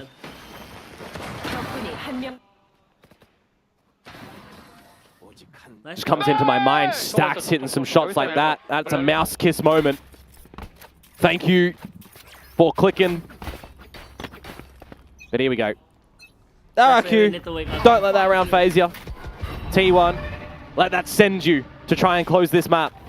Back towards the A main space that they're going to be able to find, seeing no retaliation in any form of utility. But it is this mid control from RRQ that they managed to at least give themselves some viable options. They want to go B if they want to stretch in towards mid that has a crossfire currently. That's going to be really tricky to work off of. I need to do some recon first. Oh, they're just going for the dry approach and they spotted first. Someone lined up, but they managed to deal with that for now, backing off, not wanting to traverse any further. Straight into market, DH tries to hold them off with flash, but stunned up now, allows for Stacks to go for a bit of a peek. Need the sheriff shots to come through potentially from him just there as we Rolling Thunder in towards the site. Stuns. They're bloody cosmetic again. Meteor. Still though, inside of the cage, RQ try to set themselves up, Cushy unaware. Meanwhile, all throughout the rest of the site, RQ getting some kills, Cushy still concealed. There goes Crazy Guy, DH traded outright. What a nice hide from Cushy. Even a neural theft invested from Meteor to try and assist, but he's just lost himself and he's lost his teammates before they really even came into play. RRQ managed to weather through the trade game at the B site. And they will attribute another round to their tally. Rolling Thunder investment as well. We see it from the POV of Meteor, the single bullet accuracy. I mean, it is disgustingly funny at the best of times. One enemy remaining. There's some good trades again from RRQ, just making sure a lot of them are around to get that happening. It's something that we are seeing from them be some successive positions. Something that I really want to value for them, that they do. I want to keep seeing it. Kind of for both of these teams, don't get me wrong. For sure. But it's the awareness form right now that T1 have showcased on this map, just been a bit better compared to RRQ. A little bit from before, Buzz pulling out the op in this round. Thought to hold the line down into A, but backed off from it. And all of a sudden, RRQ makes a go. Well, Buzz is certainly chasing the scoreline of operator kills that Jemkin has. Not really pulling him out here, not being given the chances. Ooh. As Buzz is going to slot himself on the line, and by the timing, he's just missed it. Or has he? Has his name. And it's an opening kill yet again to RRQ. Xfero, one away from the neural theft. As he pushes B main, and a helpful number of members of RRQ are seen in mid. They're just going to stretch straight into this B site now. Oh, but DH is a little bit slow to the party. All the ults getting connected over as well. The one who's fast is going to be Izu, though. Quick on the pedal, and he's found a double kill. Still onto the site. RRQ trying to make a strong hold. Monyet gets the double. Overdrive shut down. He needs the spike. If he can get that, he can get over towards the A side of things. Does he think the DH is here? He does. Get out of dodge. Go for the plant. DH is going to do the same. No cancellation approach from these teams. But the question for me right now is Monyet, where in all of your wisdom and tenure in this game, do you think that the new rookie in DH has repositioned to? Plays for the corner. Looks to reposition. He's planted it in an open spot for spawn. DH has smoke, and look where Monyet currently is. He has to run a little bit to get here. He's just lucky that DH has gone for a tap instead. He can get up close and personal to this dark cover. A little bit more comfortable. He's thinking to walk into the smoke for the backstab, and there it is! RRQ continue forward. Monyet with a 4K. He had a 3K, I believe, in the last rounds, coming through with all of those trades, and he gets the job done here for them in this round. A massive opener, of course, on toward Buzz. You think that Izu is still looking to be gnarly on this Neon. But Mr. Monyet, very patient in the 1 versus 1 at the end there. 10-8, as T1 will be coming into this round with pistols once more. But will RRQ drop to another round such as this? Hopefully not. Buzz trying to make it happen, though. Slots himself into this corner. A little bit of a hop, but it's silent. This corner was taken, right? Spread around the map at the moment. T1, Izu trying to bait out what he possibly can. Given approach to Buzz to creep on up, and Xfero is caught sleeping at the wheel. He's lucky that Jemkin finds a Buzz overextending. There's the neural theft to confirm the present positions of T1. And RRQ are just going to get into this B site now. Fault line, saturates, quick on the refract too, and it's simple kills and trades being found. Bait and switch off the waylay. Xfero pulling off the flank as well. Oh, just spotted out by the cape. Some pot shots being fired off by Izu, but now all of a sudden he's got to watch for his back, so decides to slide into sight. He'll be lucky if he can get 1 kill. Relays into himself. Oh, almost. He's just tried to do what he can there, really. Picking up the Guardian, giving access to a better gun in the moment. Nearly getting himself a self-stun in there as well.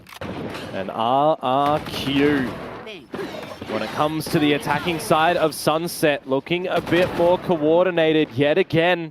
The defenses of this map and the Korean teams that they've gone up against maybe starting to look a little bit questionable, as well as T1 going to be calling their second time out now. They can feel the pressure really starting to build up. 3 rounds apart from the previous timeout. Certainly got to consider the economical situation as well, because that was that save. You only got so many left. RRQ could potentially close in the gap off the next one. Also, sorry everybody, I'm a little bit language barriered and can't translate that one. Neither can I. You're not alone. But it is what it is. It's fine. Well, T1, they did get the timeout after, the win after the timeout last time, so we'll see if they're going to be able to double down in that play. They've actually found both of the rounds after the timeouts here too. Even RRQ's one early on in the first half. Yeah. Now RRQ looking to tie things up. An operator out for Buzz. He's not being able to deliver the same blows that he did have on the last map, that's for sure. Okay, now trying to play around mid. It's the right spot. Smoked off. Horn to clear. Starts angle on approach, where you've got a convergent paths towards market if you want, on the back of the Prowler. Do it with the Nightfall, do it with the Rolling Thunder. It's what RRQ likes to do. Jemkin not going too far in front of this. Draws rotations for T1 over to the B site. Makes them question what's going on. What are RRQ looking to do? Just trading utility for attention for now, but still with this op in hand, Buzz can re-peek. And he's gonna find Monyet. Oh, that's the smoke gone. Now you know that there's an operator in play, of course. And he's just done it again. Cushy, dry line. We keep seeing dry peeks into this op. Dry peeks into market too. Go fishing. Now you gotta cut bait. Crazy guy getting a second kill. Oh, he's gonna get hit. Sparrow now just straying into sight, but it's quickly met with death. 4 alive for T1. When that operator is just allowed to point and click, apparently it can do so. I'm a little bit surprised that RRQ just didn't decide to go a little bit more pacier in towards market when they start to get the position. They're kind of just individually picking onto every single line as well, getting in front of that cage. I mean, one by one, the dominoes will fall. And then there were 11 for T1, and then there was another buy, at least for RRQ, that they can look to contend with, but maybe you just need to pull it back to be a little bit more mundane. Group in towards B main together and just get that convergent path in towards the B site. Try and set yourself up for just a good round, a good post plant that we know you've been quite strong in. Trying to simplify the strats. Full execute authority into this B side off the convergent paths. Would have been a little bit better if you actually caught Stacks in the drone, as he will still have access to it right now to try and position his team. Starts to put in, Monyet giving up his head. And also Dimensional Drift as well, coming out from Buzz. Clears out so many positions, makes it tough for the spike to get planted. Hunter's Fury in as well, but Jemkin, Crazy Guy, they're starting to make a meal of this into market. Buzz close range with the up, cannot fire a shot, and Stacks up from Boba. Getting flashed up as well. He's not going to be able to slurp up onto any more targets. Oh, quick on the movement though, and he's able to flick around! Triple kill at T1! Managed to bring it up to map point! Oh, it looks a little bit messy from them at the end there, isn't it? Nobody from RRQ just able to hit the shots. Everybody tucked in towards a corner instead of having your two players out on the stairs side of things. Just sit in the open instead, perhaps. Don't worry. All trying to jiggle peek out, and it's just a little bit uncoordinated from them. T1 don't allow the spike to even really go on down there before they even just get in towards these battles. It's a heavy investment in the ultimates, do not get me wrong, from both parties, from both teams. But T1, they do find the ultimate round that they need to. One by one. Stacks will cut his opponents down to size. And they will find that point to try and send us into a third. The crowd loves it. Ewok does not, calls in the timeout to try to push things into overtime. Got to try to get OT, of course, yeah. It wasn't overtime back then against Gen G, but now you feel the pressure. You start to feel the heat. Ops still in contention. If I do recall, the money situation for RRQ is not going to be too great for this upcoming round.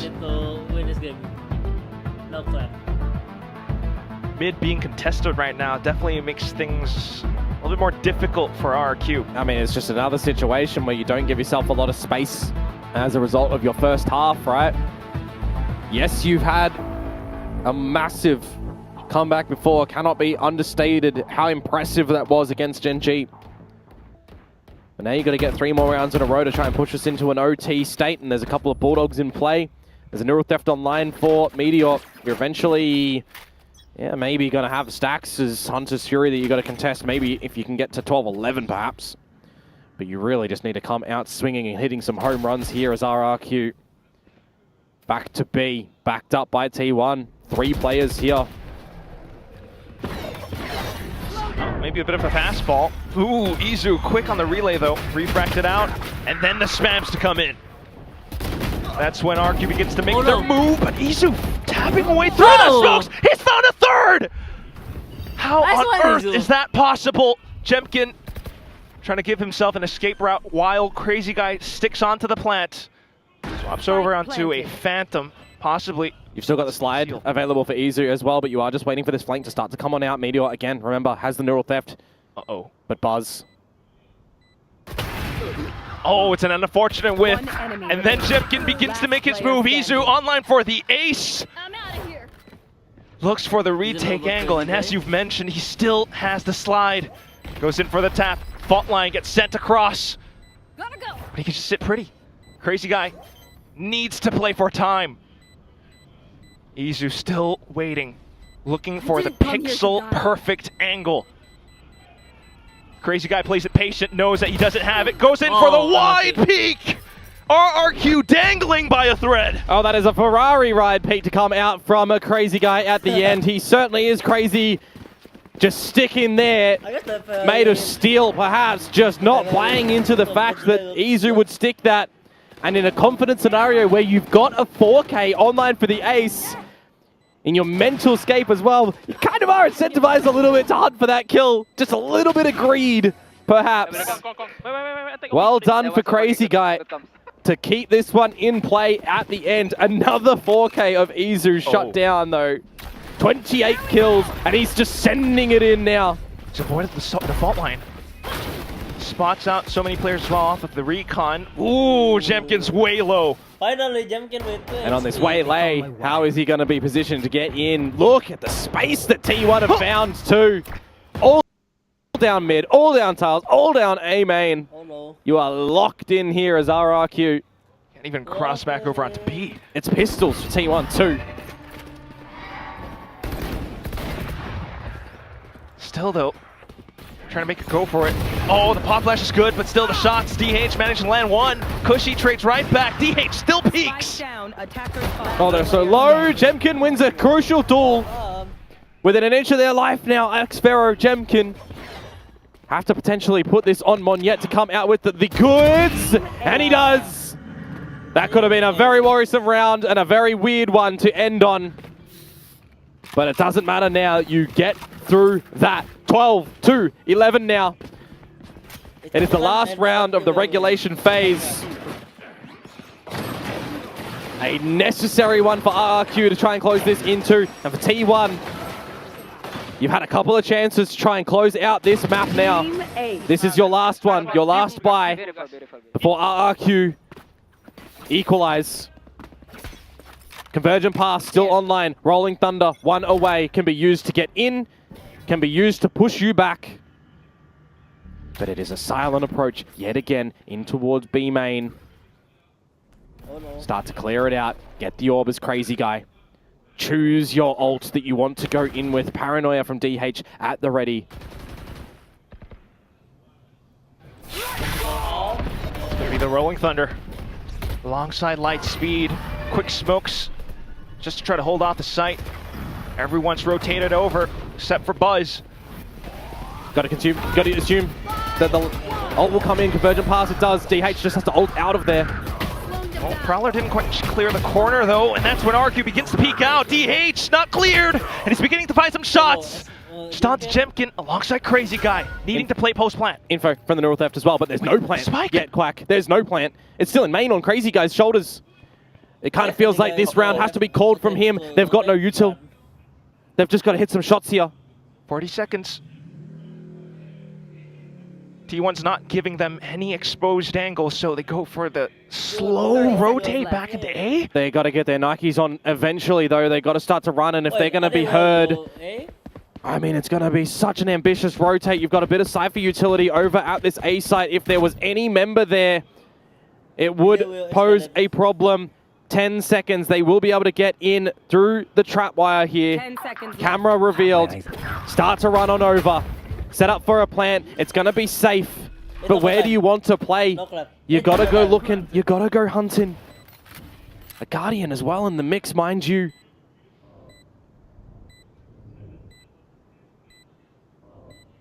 Buzz has flashes and a clone too. Frag so crucial.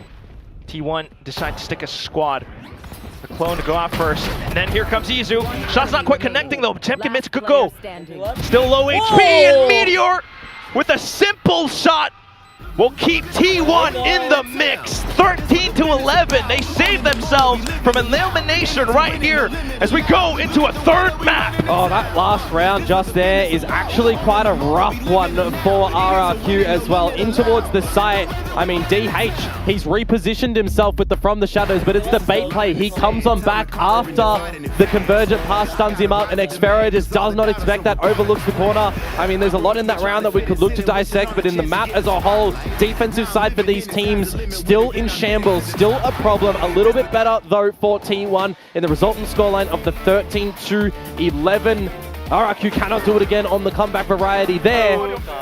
And we will look towards Haven, which technically is the choice of RRQ opting to ban Bind finally and put Haven on the block where T1 pick attack. This is going to be the map now, folks, that will decide who is going to be the team that will face Talon in a best-of-5 lower final in Tokyo. That's going to be the question. Bangers were promised and bangers are being delivered. Double thumbs up from Buzz. We saw it all throughout the map. The guy was playing across. Izu was close to aces, or maybe even picking some of them up. Stax was beginning to frag out of his mind too. Well, it's going to be a slight reprieve for these teams right now to have some discussions, of course, because it is going to the wire. It's going to be tooth and nail gameplay. Go tell your friends, go tell your family. You should get them here on this one because this is going to be a battle. Korean Slayer attempt or the best team in Korea now? Let's find out what the desk think for now.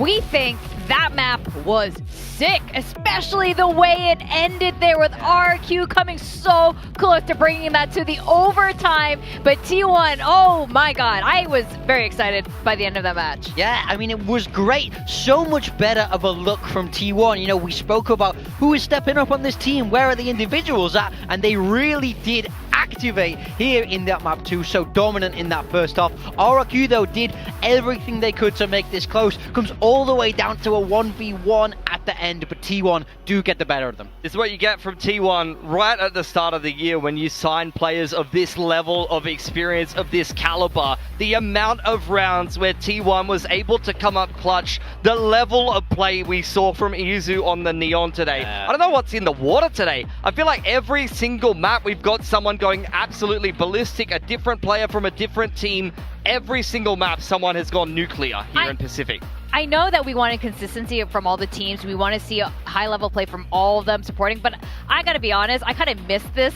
The heroics, the craziness, people popping off like mad. This is also very Pacific, and I missed it. I'm not gonna lie. Yeah, absolutely. RRQ almost completing a Genji-esque comeback on the attacking side there. They were down 3-9 at the half again, and they brought it all the way back, but not quite enough in the tank at the end of the day. Clutches from Meteor, some huge rounds from Stax. You know, some of the individuals really dragged T1 kicking and screaming across the line in this game. Not that they necessarily played badly macro-wise. This is a fantastic game for both teams, really. Yeah. Yeah, I think going into Sunset, we were a little bit unsure how this might pan out. Both teams have historically showed good plays on Sunset, but I mean, that's why the score ended up being what it was here. But what were some of the highlight moments for you guys? I mean, Izu was way up there. Izu's the guy. He showed up in an insane way this game. So many multi-kills. He took over this game. He did what Something was doing earlier. Yeah. He just went, okay, guys, we're not going to go out like this. Let me step up. Earlier in the year, you know, we were talking about Meteor, we were talking about Buzz on this team, and I remember Izu going like, why is no one talking about me, when he was having to flex in every single role. Now he is the star duelist here of T1. He sends it in on the Neon, map in, map out. He is required to be able to put up the numbers on the maps where Buzz is holding angles on the chamber, walking around the map, holding shift. Izu is running it down on the Yoru. He is the focal point and the tip of the spear here for T1, and he is continuing to show why he is so dangerous and why he's so sharp. Stax, we also have to highlight him. Wasn't a big game, but he pulled out the rounds that really matter. Wins them that eco, comes out up with this huge 1 versus 3. If he doesn't win these rounds, if he doesn't step up and be the hero in these moments... This is the best RRQ silver recon for the RRQ, closed I mean, what is site that? information That is on three Sunset. different people whiffing on Stacks in a 3-way crossfire. That is going to leave you feeling very sheepish and definitely secured the map point that T1 needed to be able to pull it across the mine. MVP goes to Izu. How many bloody games are we going to see? It was the same thing against Nongshim. Straight into that series, this guy locks in Neon and starts sending it, and just, you can see the amount of confidence he's bringing. He's breaking into all of these contested positions. Market, you know, he's running through Cypher trips into 2-man crossfires and multi-fragging. He is really feeling it. Oh, yeah, he is absolutely feeling it. I was just thinking that the only person who put Izu on their build Hello is everybody, Nika. it's Hoverboard here. Oh, And I think that was a smart choice. Yeah. Like, for all these reasons, he's been upping his performance, especially as he's been coming more steadily on this duelist role, as you've been pointing out here. And I really like what T1 has been doing with this squad here as everyone kind of settles into their roles. I mean, they all can play a multitude of players now, but, you know, Haven is going to be the last map, and as the casters rightfully pointed out, RRQ wanted Haven. yeah, I mean, last time these two teams met, RRQ did get the better of them on Haven, but we've just spoke about Izu. Also, Monyet on the other side for RRQ, he's been having a big series. They're going to be going head-to-head on that Neon in map 3, barring some wild changes. So I think that's something to be very, very excited about. I think for T1, like the focal players here for me are Meteor and Buzz, who did not play well the last time that RRQ and T1 went head-to-head. Meteor went -10, Buzz also went -10, and 8 and 16, like double neg, and 0 and 5 in opening duels. Yeah, that can't Buzz happen. also just had a rough game on the Yoru in that previous map, so he's the player that I'm looking at to step up to bring that level of performance, because so far today, I don't think we've seen a lackluster performance from pretty much anyone in the server based on their roles. Maybe like Crazy Guy or Stacks, fragging-wise, are a little bit behind people, but these guys are doing the IGL duties. You need the top level of performance here, because nobody is going to be choking here on these teams. Like, you need to see consistent performance across the board from T1 here. I actually want to get your opinion on Buzz's role. Now, Buzz used to be, but when we're talking about like those superstar players who are just having like absurd numbers, Buzz was there on the top before he got put on the chamber, maybe on the Euro, even with an op. This is not known to be one of his strengths necessarily. How do you guys feel this fits in T1's overall game plan? I think it's fine. I think he has to sort of concede he's not the solo duelist. He's not the one getting set up in the same way. That is Izu now on that hard entry. A lot of what Buzz's job is to be slower, be that second man in. And on defense, we see him run the up a lot. He's trusted to just hold down map control, lock down these deep lines, and win T1 these rounds with the macro. He doesn't need to be this high-powered fragger in this T1 team, because just look at the rest of the roster. He doesn't have to do what he's done in the past, especially in this double duelist meta. But that being said, he does have to step up, and he does have to start getting activated into this series. I want to see him take a little bit more risks, really get himself into this game, because I do think that is something T1 are missing. Yeah, I'm gonna disagree. I'm gonna say Buzz, I think, is a little bit underwhelming for me.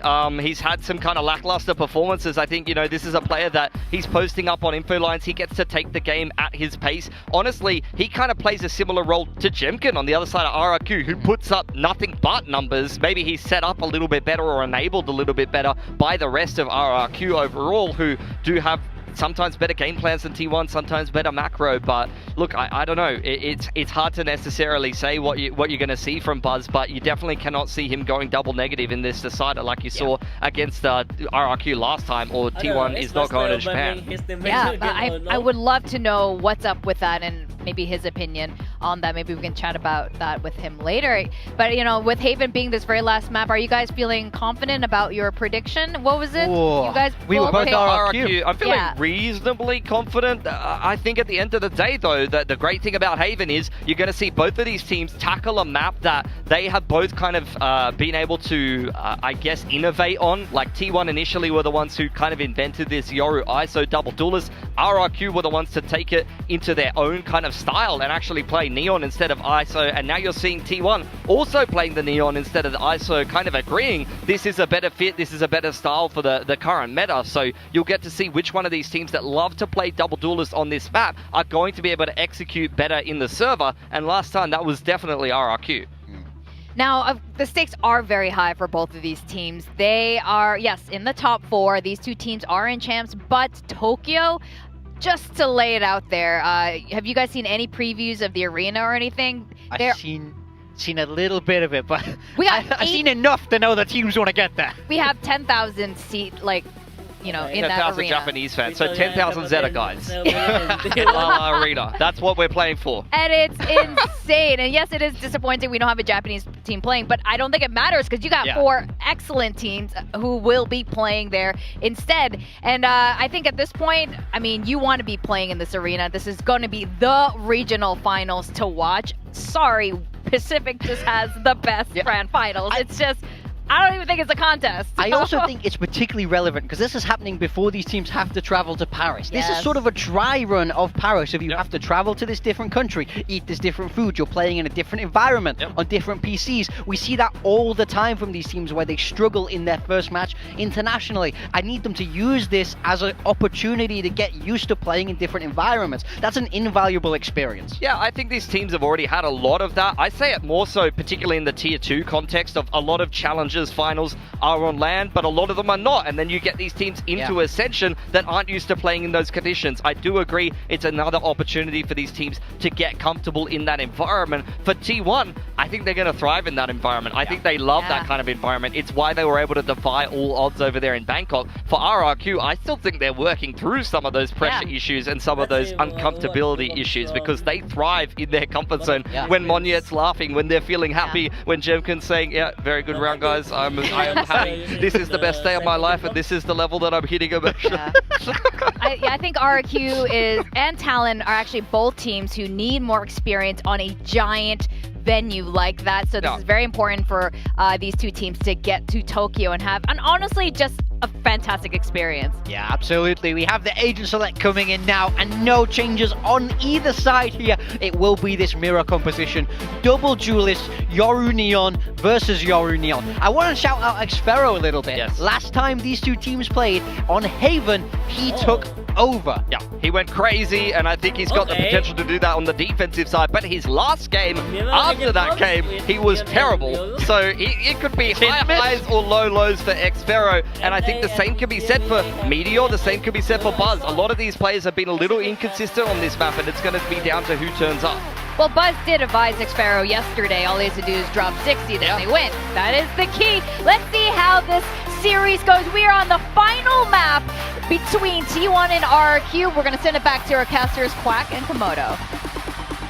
Needing to see the peak performances from players on both sides. Either way, we can definitely say that this is going to be a banger. Well, you'd hope so. It's all on the line now between T1 and RRQ. A ticket to Tokyo is what they are so severely chasing here. Talon waiting, and then Paper X. See how that one will shake up. A pistol round right now. T1 on the attacking side. It's where they chose to start. Last time, it was 7-5 in favor of RRQ on this defensive side, and this mirror comp here. It's how you're feeling today, what you can figure out in the server. The C-site things for RRQ, though, are going to have the Cypher present with the early morning call on the camera, and a little tuck-in from Crazy Guy now on the Omen. 3 different agents for 3 different maps, but the same role. Call a good game. Call a great game. Could have asked for a better map to end it on.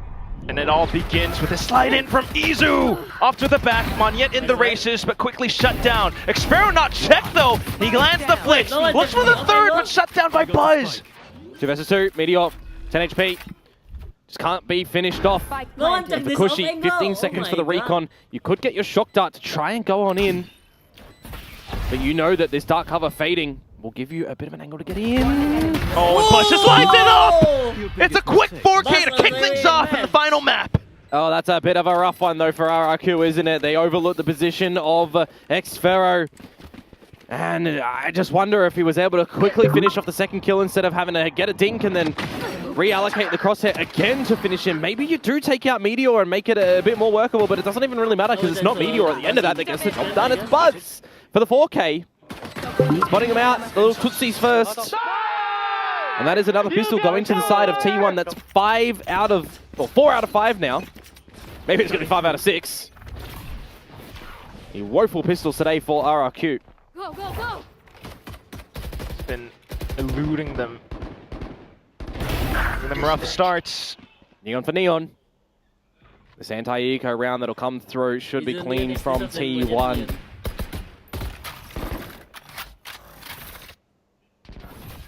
No early start for Jemkin, for example, on this Yoro on this defensive side. For Paper X earlier, something coming away with destruction. At least in this round, just information off of Xfero. Cushy Someone's fun. looking for the range. The right clicks, but the opposite go double peeking. Oh, to see what he can do with the pistol. Heading inside of the smokes now, but getting spammed through. It's pretty clean and simple for T1, except for the kill from Meteor. No, you don't really want to give any ulti points over because Buzz is one away from the Dimensional Drift, who is at the right spot to potentially finish off Sparrow, or just find Crazy Guy. There we go. Ult into the bonus round. So I was highlighting in this very moment for something as well last time. Oh yeah. Mm. If you're Xfero, you're just really... Time to jump. If you're Xfero, you're hoping that you see that gate crash, that you're not going to be able to for him to TP into your crosshair.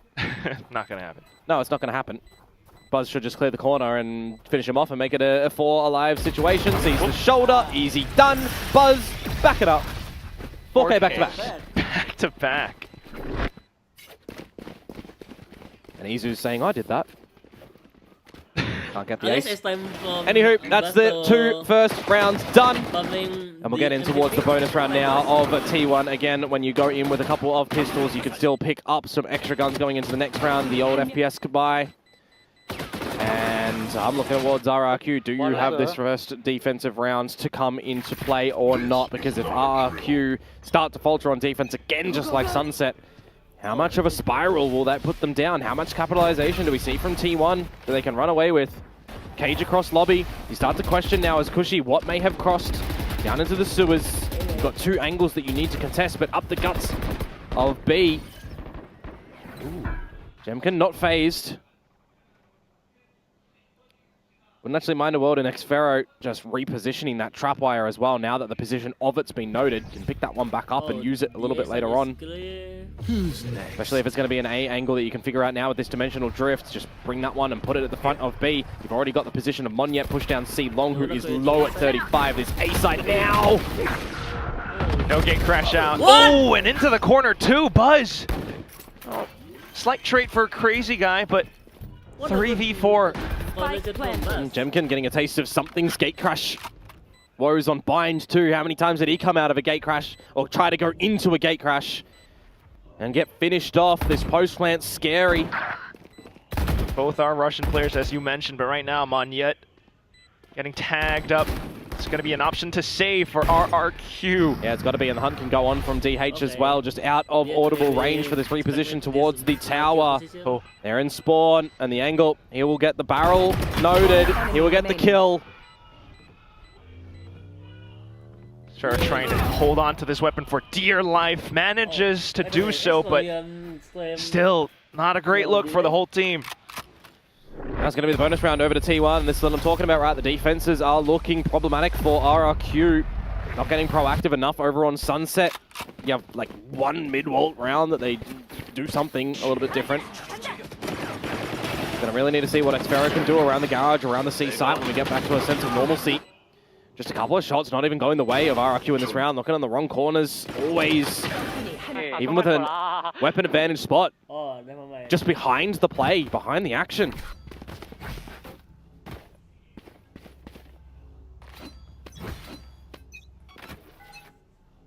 Next round sets up. RRQ go into this with the half buy. Bucky for Monyet. More proactively down C.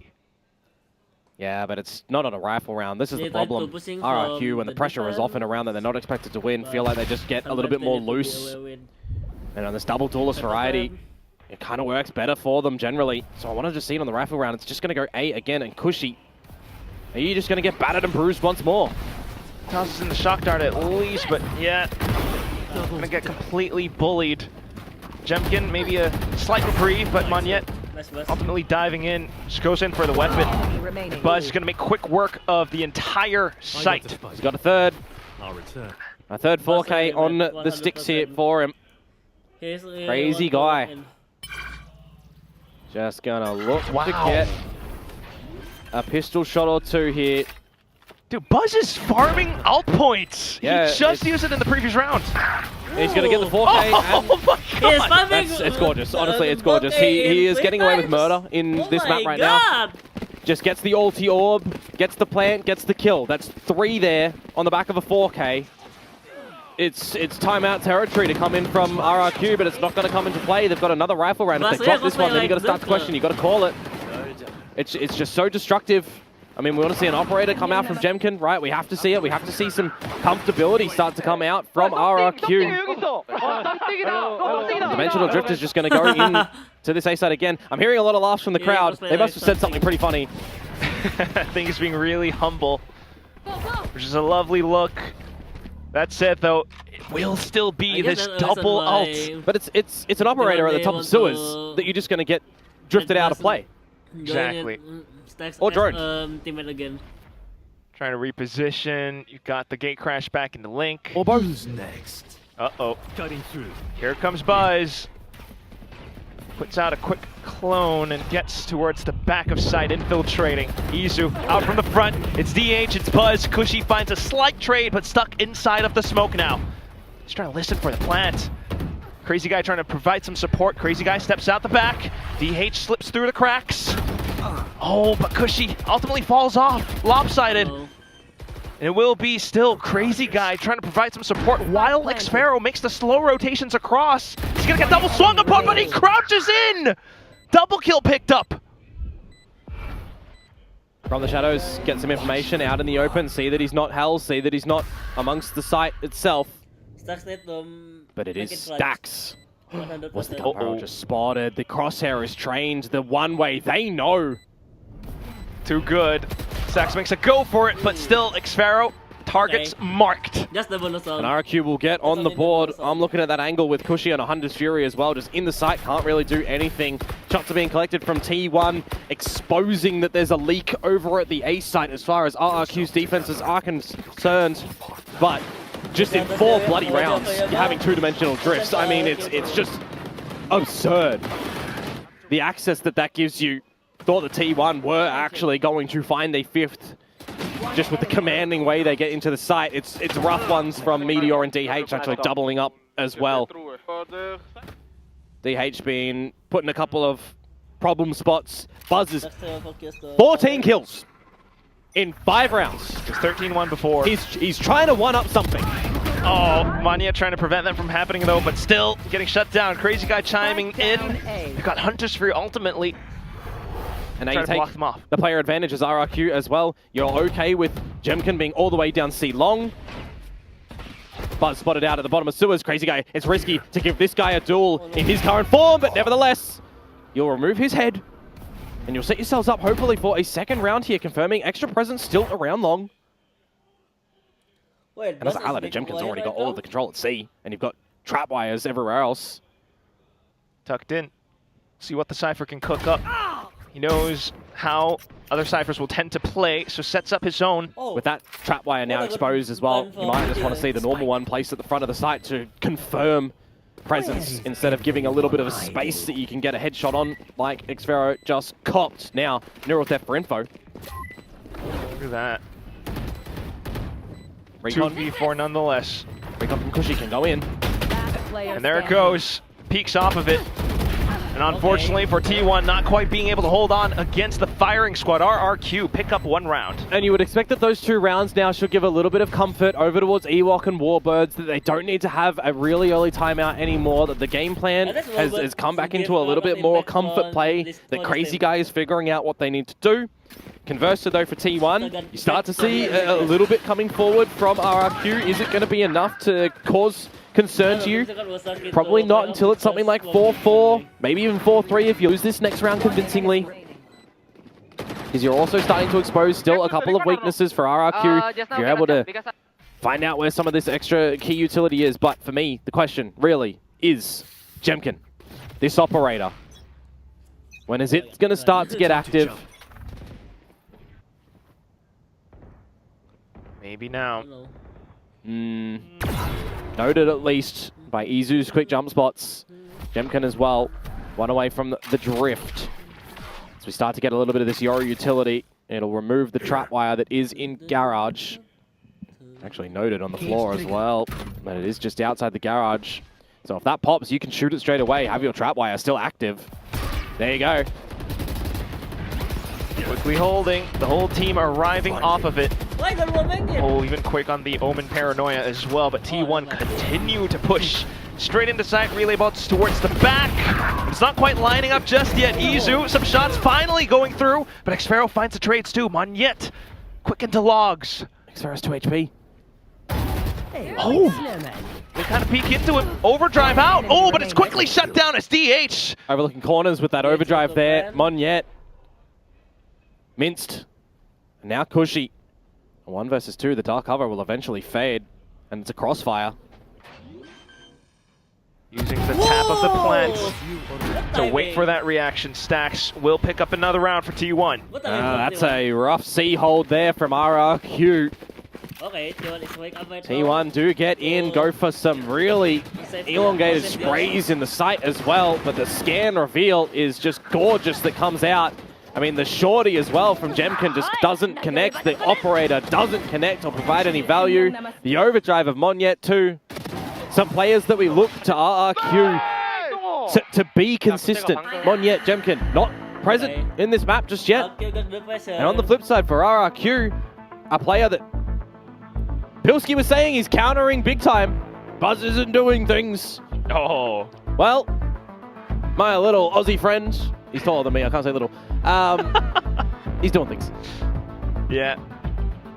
Definitely cannot deny that double-digit kills score. The fact that he picked up 2 ults in 2 rounds. I mean, the beginning of this map is the best thing that you could possibly see from T1. Very commanding, 4-0 scoreline, ults being refreshed, powerhouse plays, 2 towards RRQ, and then 1 round gets away from you.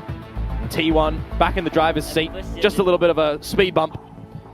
RRQ call an audible timeout. You think back to Ascent map 1, you know, Jemkin was still landing shots off of people jump peeking, but this time it's not quite landing anymore. Can I just say, Buzz hasn't got a kill in a couple of rounds. Okay. It's a couple rounds. It's a couple rounds. Cover going out. It's a crucial one though, here.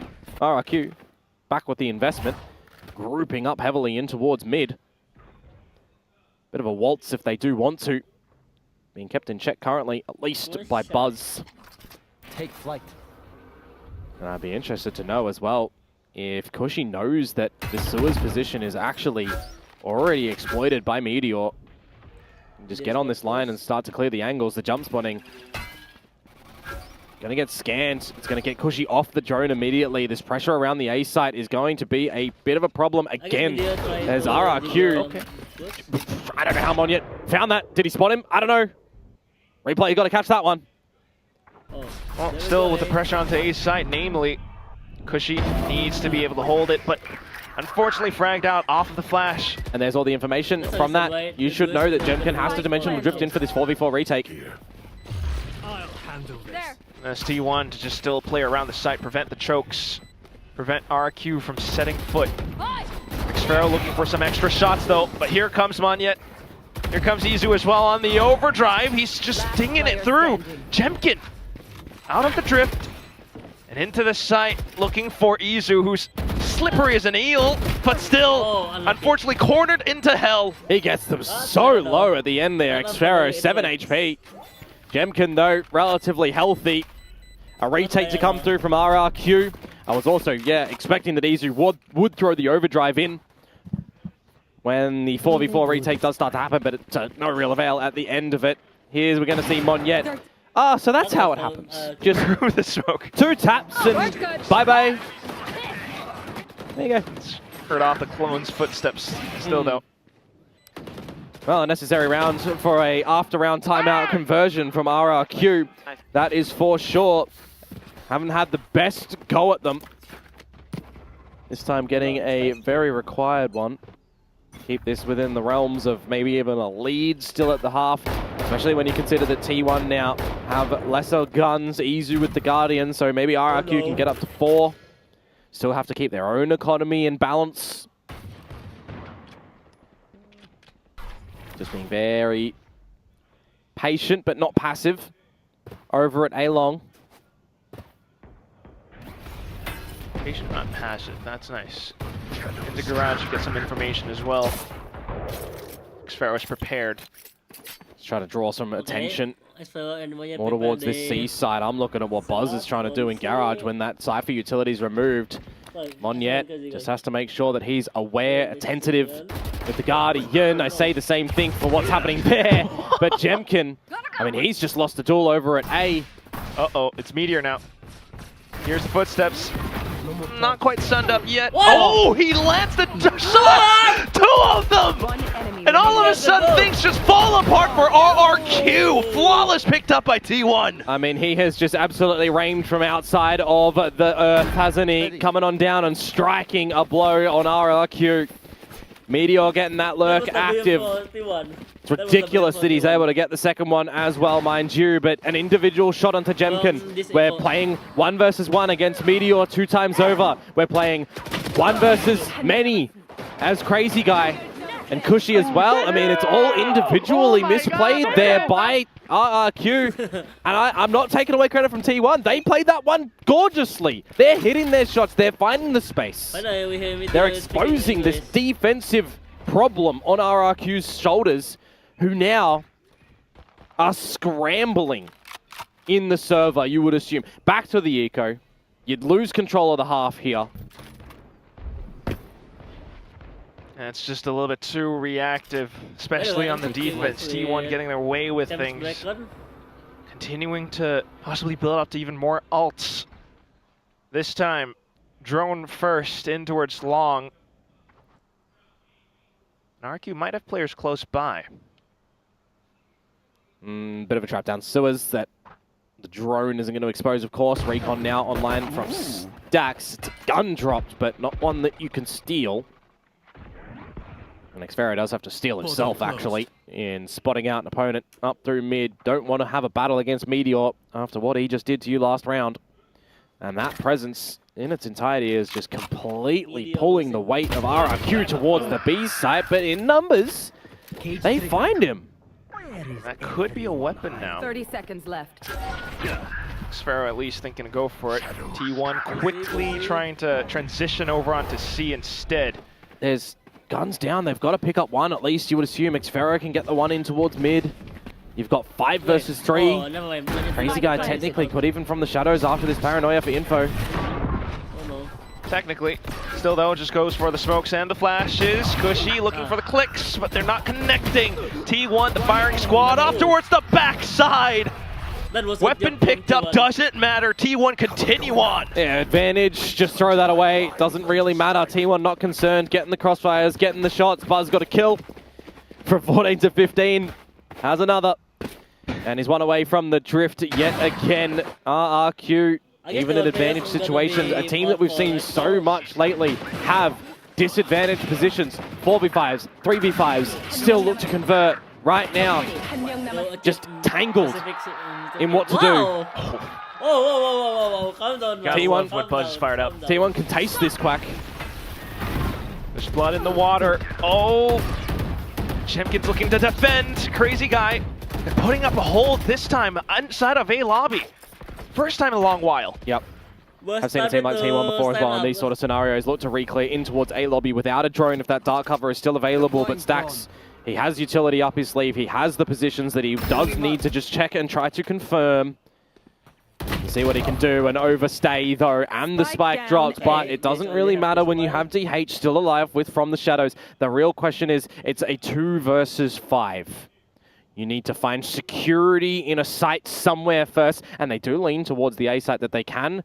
Try and slot Meteor in, try and go long, or sewers, try and make it a workable scenario. Find a kill or 2 before retrieving the spike, because if you hear the From the Shadows come, you could definitely just see the players stand on top of it together.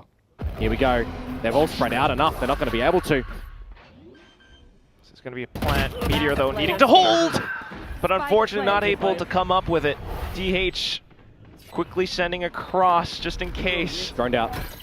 He's got to do it all now. It's not going to happen as Monyet finds the trades necessary. RRQ put up a 4th. Yeah, a massive lobby fight as well going their way. That is a required round that they're going to be able to find here. Still, they will be chasing from deficit RRQ. 7-5, 7-5 is what they are chasing. 8-4, well, T1, be better for you. Anyone else? Last time, of course, it was the 7-5. Favor of RRQ this time. Just not going to happen. Is it gonna be on people? Last round of this half, going to be an important one for both of the teams. Okay, Money doesn't matter because both teams coming in fully equipped. good leadership. Another 8 battle as well. Ooh. T1 will look to respect it, though. Who's next? But immediately drifting from Buzz into the seaside, and Xfero is locked in towards the corner. He is just not going to be allowed to escape from this location. He's going to be stuck. He should be dead to rights. Here comes the executes. Hunter's Fury as well, but not quite connecting onto anything. Jemkin, in fact, getting a double kill, and Xfero still back plat. Yeah, bailed out of a sticky situation, that is for sure. Stacks and Meteor, though, from long. It's a counter Hunter's Fury as well. Flushed out of position. No reprieve. No hope. Looking to make this a 7-5 as Stacks backs off the spike lost in no man's land. Just set yourself up and fortify this site now as RRQ. Do not give away for Stacks to get into it. A recon available and a shock dart that could finish off Xfero. Just play a little bit more passively. You reconfirm that Stacks is still long. 40 seconds to go. He may very well not reapproach through garage. Not probably. As soon as he sets foot, though. 30 seconds left. Crazy guy should be able to spot it first. That will be that. RRQ makes it a 5-7 at the end of the first half. Yeah, I guess it is a bit of a recovery in a couple of rounds here and there for them, but T1 certainly come out the gate swinging. They need to refine that momentum on the exchange of the halves here.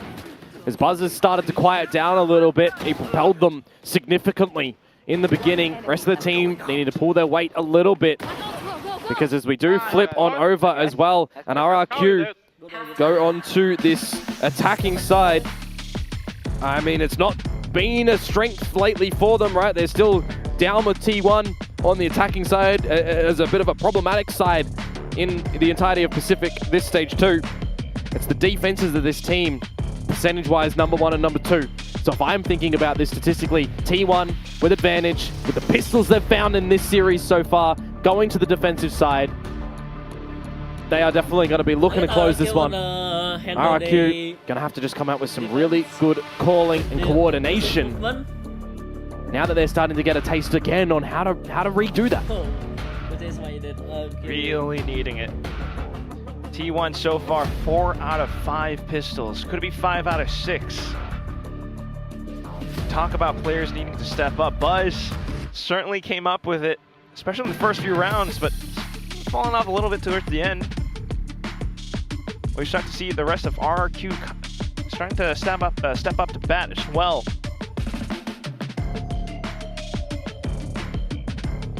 Well, it's the last half here in this playoffs stage.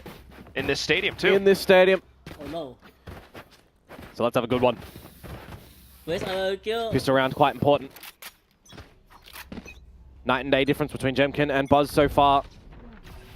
Got a bit of linchpin, you would assume, for RRQ's successes on this attacking side. Monyet as well with him. A pistol so far from Cushy, the bottom fragger. Gold.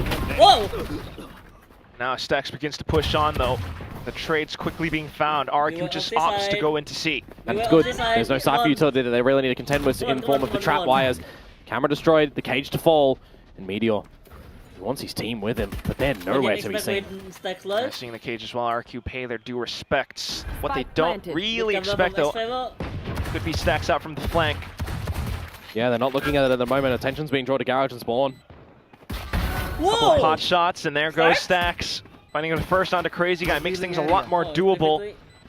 Recon tossed on in. Ooh, but RRQ looks to get proactive into garage, and then they begin to peek out as a team.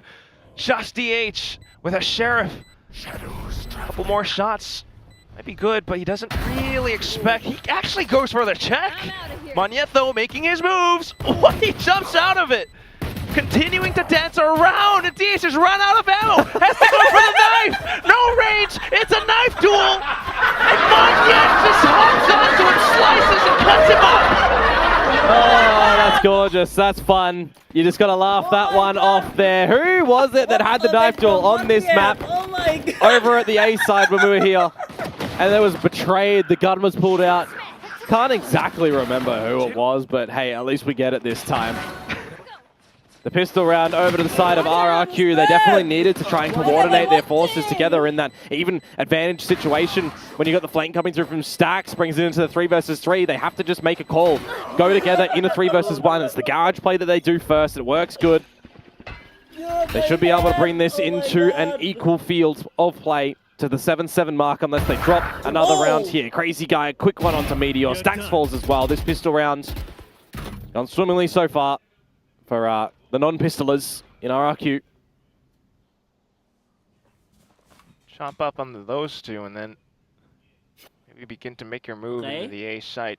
The rest of T1 undetected so far. From the attack. Here.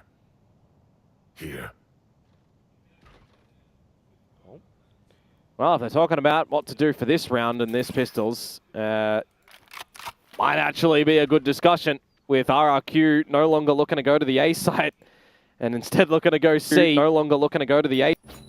Get one person to break the dart that you would assume to be the call. Get a crossfire happening. Gotta go. Maybe quick stack. Shot's not quite landing yet, though. Quickly traced over with wall bangs. One casualty so far. Okay. And that will be all T1 will be able to get. Nicely done. All good. Now we'll get to see the weapons back in the hands of T1. See if they can catch the bonus round for themselves, or if RRQ are going to be able to just repeat what you did on your attacking side. They will make another. Also having no one really close to any sort of ultimates in the very beginning that you can drift on in. This goes here. Yeah, not yet. Jimkin's so still got a lot to catch up to. That's it. It will be an A lobby angle. Yeah, it's something that RRQ are really good at doing through sewers and the long crunches, right? Getting a lot of the control there. Buzz just going to see what he can do by himself. Progressive utility from RRQ. Just has to be respected. That they're not be there anymore either. Crazy guy. Risky to stick around there. Ops for the better of it. Still though. Take flight. Getting spotted out might reveal RQ's intentions. Izu now prepared for an incoming hit. Meteor as well, holding out from window. Well, it's not going to be the angle of approach for RRQ though. Try and force T1 to capitulate back to that C site, back to the corners. As they're still happy enough to just keep Buzz over in the sewers. Gatecrash at the ready and utilized. But we're toing and throwing around the map at the moment, it would seem. Okay. One step here, one step back. But this time you got fake presence with Jemkin. Looking for a 1v1 maybe. Gatecrash is back in. And now it's going to be the C hit. You still got that trap wire that is a little bit far forward. 30 seconds to go. Rotations start to come towards this C site as well. DH 18 HP. Good paranoia. But RRQ still have to go in now. It's going to be the entire site engulfed in utility. Carpet bombing. DH, the rest of T1 trying to set up the crossfires necessary. Meteor goes in and holds down Mouse 1. 3 kills. DH 2. And T1 managed to bring things back. Oh, that is very quick. T1 really around the map, not giving some easy tools to RRQ. You know, it'd be very easy to see Buzz kind of overplay his own hand over at long and then potentially lose his life to Jemkin. For DH to stay in the open a little bit more and lose his life there as well. Just the right reads for T1 at the right moments. No access into the C site for RRQ. T1 will claim back the lead. We'll see what a proper rifle round has now with a couple of players down on the lesser equipped shields and the regen ones as well. Needs to be a little bit pacier, you would assume, for RRQ. Time cannot be contended with. You cannot let it bleed down low. The longer that goes, the more information T1 could possibly get this time. Just scrounged up towards this A angle. Buzz quickly noting it though. Drone from Stacks as well catches them as they try to backpedal out. It is just slow though. Again from RRQ. Expecting a bit of space to be claimed from T1. A bit of a peek. Down through sewers, up too long. Different look towards a forward trapwire as well. Lucky enough that there's no one to immediately capitalize upon that, as we are still spread around the map as T1. Not really phased to play off a default. 40 seconds to go, RRQ. Got to give yourself enough time still to be able to afford some slip-ups if they happen. How does Xfera look on the lurk timings? Well, it's more importantly for me, there's 30 seconds to go now, and if you're wanting to go to this A site, there's a reposition from Mr. Meteor already there. Yeah, trying to sell the fake two. But quickly noting that there is no spike tap just yet. Back into A. Still, Xfero managed to take the first shot. Meteor hiding inside of the cage. Buzz chiming in with a kill as well. Meteor springs forward, and now the rest of the team has arrived. 2v1. Crazy guy. Can he shoot himself out? No! T1! Another round under their belt. There's 2 rounds in a row that we've seen from RRQ now, just toying with the time, toying with the rotations. T1 not really being sold any fakes. No great salesman from RRQ's side of things, and they just aren't allowed to get into the side, aren't allowed to get a plant again. They need to be hunting these kills earlier on. T1 are just not giving them an opportunity, not giving them a chance. I mean, even if you got the kill there at the end as Crazy Guy, I don't even think there's time to pick up the spike and go for the plant. 9 rounds now for T1, knocking on the door, double digits. An operator out for Buzz as well. Definitely going to be chasing how many Jemkin has to his number this stage. Over 66. Oh, well this time it's going to be Buzz. He's not going to be able to find anything. Stacks quickly trying to relay forward alongside Meteor, but even with the Sheriff, Jemkin lands a quick shot. Meteor goes for the double. Izu sliding in, not quite landing the transfer. And what do you do now? DH already here, a 1 versus 2, and it's a 1 versus 1 when the plan starts to go down and drop in towards hell. Looking the wrong way is Crazy Guy. Spotting out Xfero, and he's blinded. Flashed up, TP'd across. Oh, even with the up in head. What a trick play to land down double digits! Wow. Very nicely recollected from him there. The operator as well to be gifted back over to Buzz as a bit of a prize. I won that round for us. But well done from the forces of T1 as well to at least still get some damage in the round. You can see that the spray got a little bit away from Izu. But it was from another deficit situation for T1. 3 versus 5 for that mere moment in time. A double delivered by Meteor. And within the scrap as well, DH rotates as quick as possible. And works that retake to a T. Double digits now for T1. And a timeout brought out by RRQ. Another situation just like last map, where you think you start to get something happening on this second half. No heavy lifting done in the first.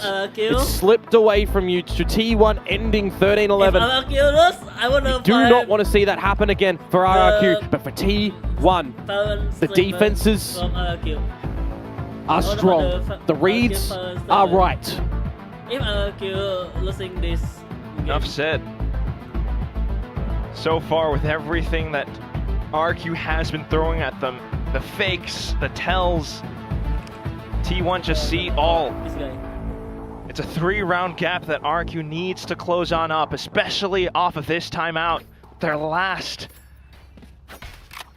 Yep, T1 still have 2.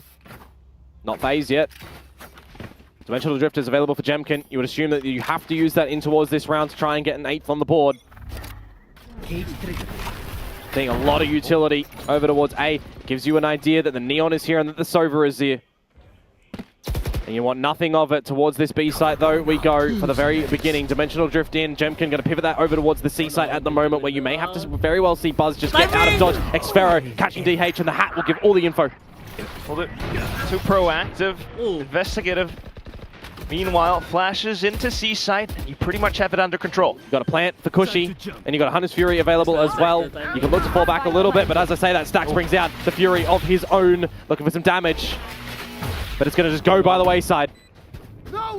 Then for RRQ to fire a counter Fury right back. Trying to stifle the retake. Meteor in position though, hearing the shots coming out from Crazy Guy. Swings at the right time. Hat tossed in, and he spots out even more targets. Has enough ammo to get a go at Monyet. Has both positions right now. Cushy and Xfero trying to get it towards half, not being baited out. At the same time, Xero with a slight flank going across. Meteor sticking it to half, but doesn't think to turn around. Here's the drop now though, but no shot. Okay. Xfero gets the wall bang, and RRQ survive. Yeah, there's a slight safety net for Cushy there that he doesn't really need to commit to a kill. Just uses the recon dart at the right time to allow Xfero to get the angle in towards the site back. Who really finds a crucial kill in the beginning. Do like the attempt at getting out the util from spawn from the duelists of T1 as well to just sneak Meteor out through the garage. But it just doesn't work out at the end when Xfero doesn't leave B after getting the kill onto DH. There's the 8th round that we're talking about, a necessity for RRQ to keep things in play here. As it's back to the eco again for T1. Izu one away from the overdrive. Bucky in hand with Buzz down first. Stax will quickly pick up the orb off of his death. Trying to keep things interesting for the upcoming rounds, but right now, alert that it's going to be an 8-hit coming through from RRQ. And that's just going to confirm that Meteor's presence is required on the side. Off to the back. Wow! Blinded, but still lands a shot. Jemkin, though, close range. Quickly dispatches of him. You got the sprint, you got the stun for Izu and a Bucky. I mean, you're going at it no matter what. In death, you pick up your overdrive, and in kill, well, you remove something from RRQ. That shout. Got potential smokes to spring out of, but with the whole of RRQ just firing off shots into it. The damage is what you're after here as well. The economy state of RRQ is not too healthy. Don't toy with us like this, Jemkin. Don't give an opportunity over to Izu. Think better of it. More of an angle for Izu possibly just dying to the spike. Yeah. RRQ up to a 9th. Just a little bit sad for me as well, when you look at what is available for RRQ actually. They're not getting Jemkin's Dimensional Drift or Hunter's Fury or a Neural Theft Online currently. You very well could have been an angle to just go in and pick up your ulti as Izu. Just die to your opponent. Angle yourself to try and get a kill. Do some damage to the economy. It's, in my opinion, better favor to do all of those than go up with the spike. I guess that song will give a lot of confidence. It will be what it is for the players on the server. One kill at this point in time is still important, don't get me wrong. But I feel like the value of an overdrive for Izu, if you get into another eco scenario for T1, is going to be an important one. 10-9, T1's timeout.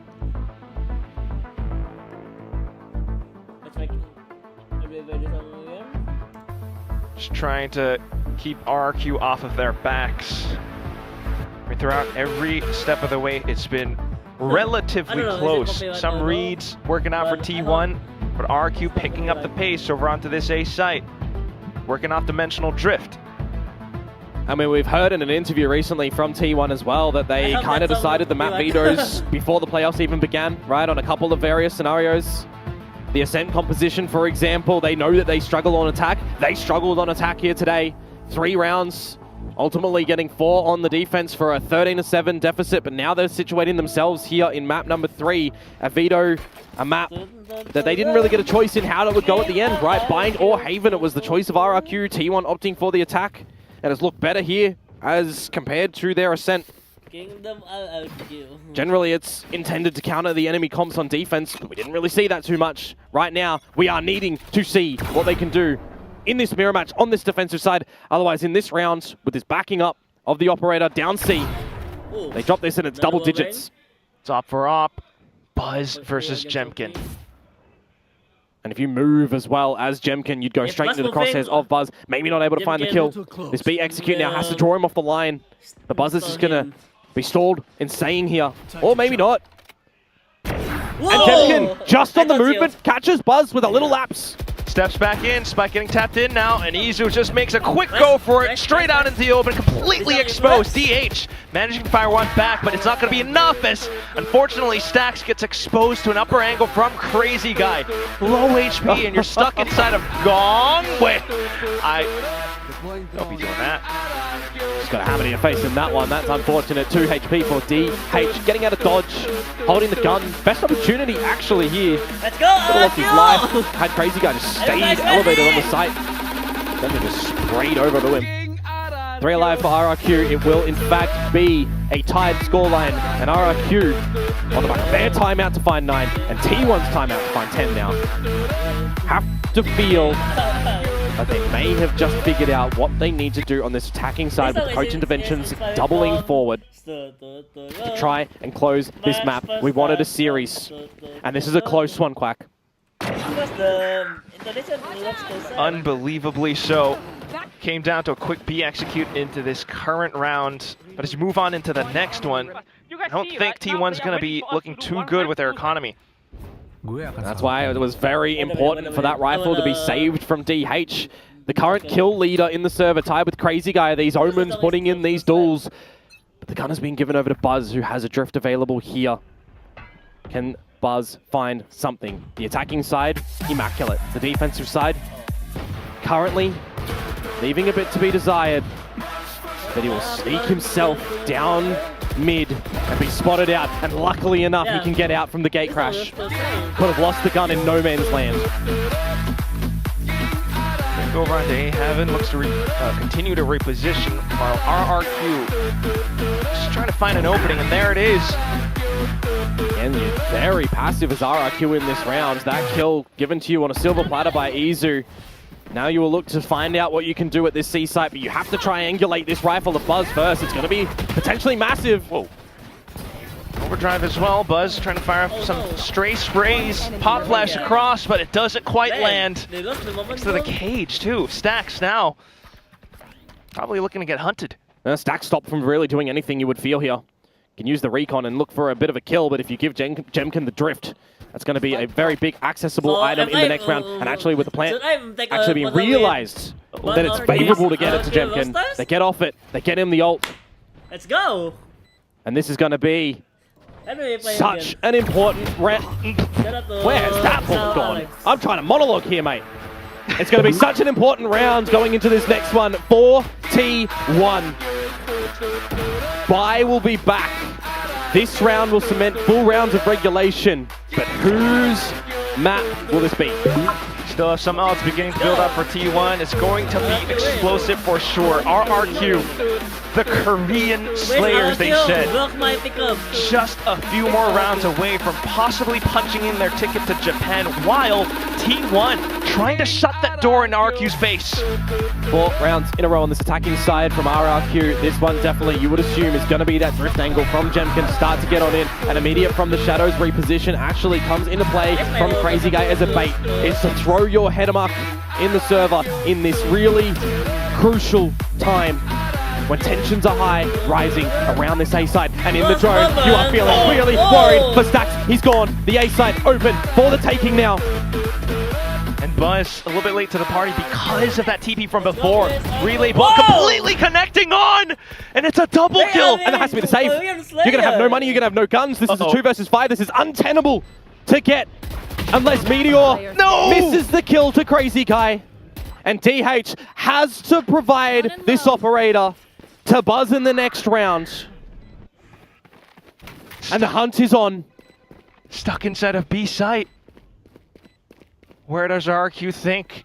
And if you're RRQ as well, you're just placing that sickle right around T1's neck. There is another timeout for T1. As RRQ will find round 12, you would assume they have to call this. Autumn needs to talk to the boys. But you also give another opportunity for Ewok to do the same. RRQ. Oh boy! The operator is gone! Match point. And your pockets are empty now as T1.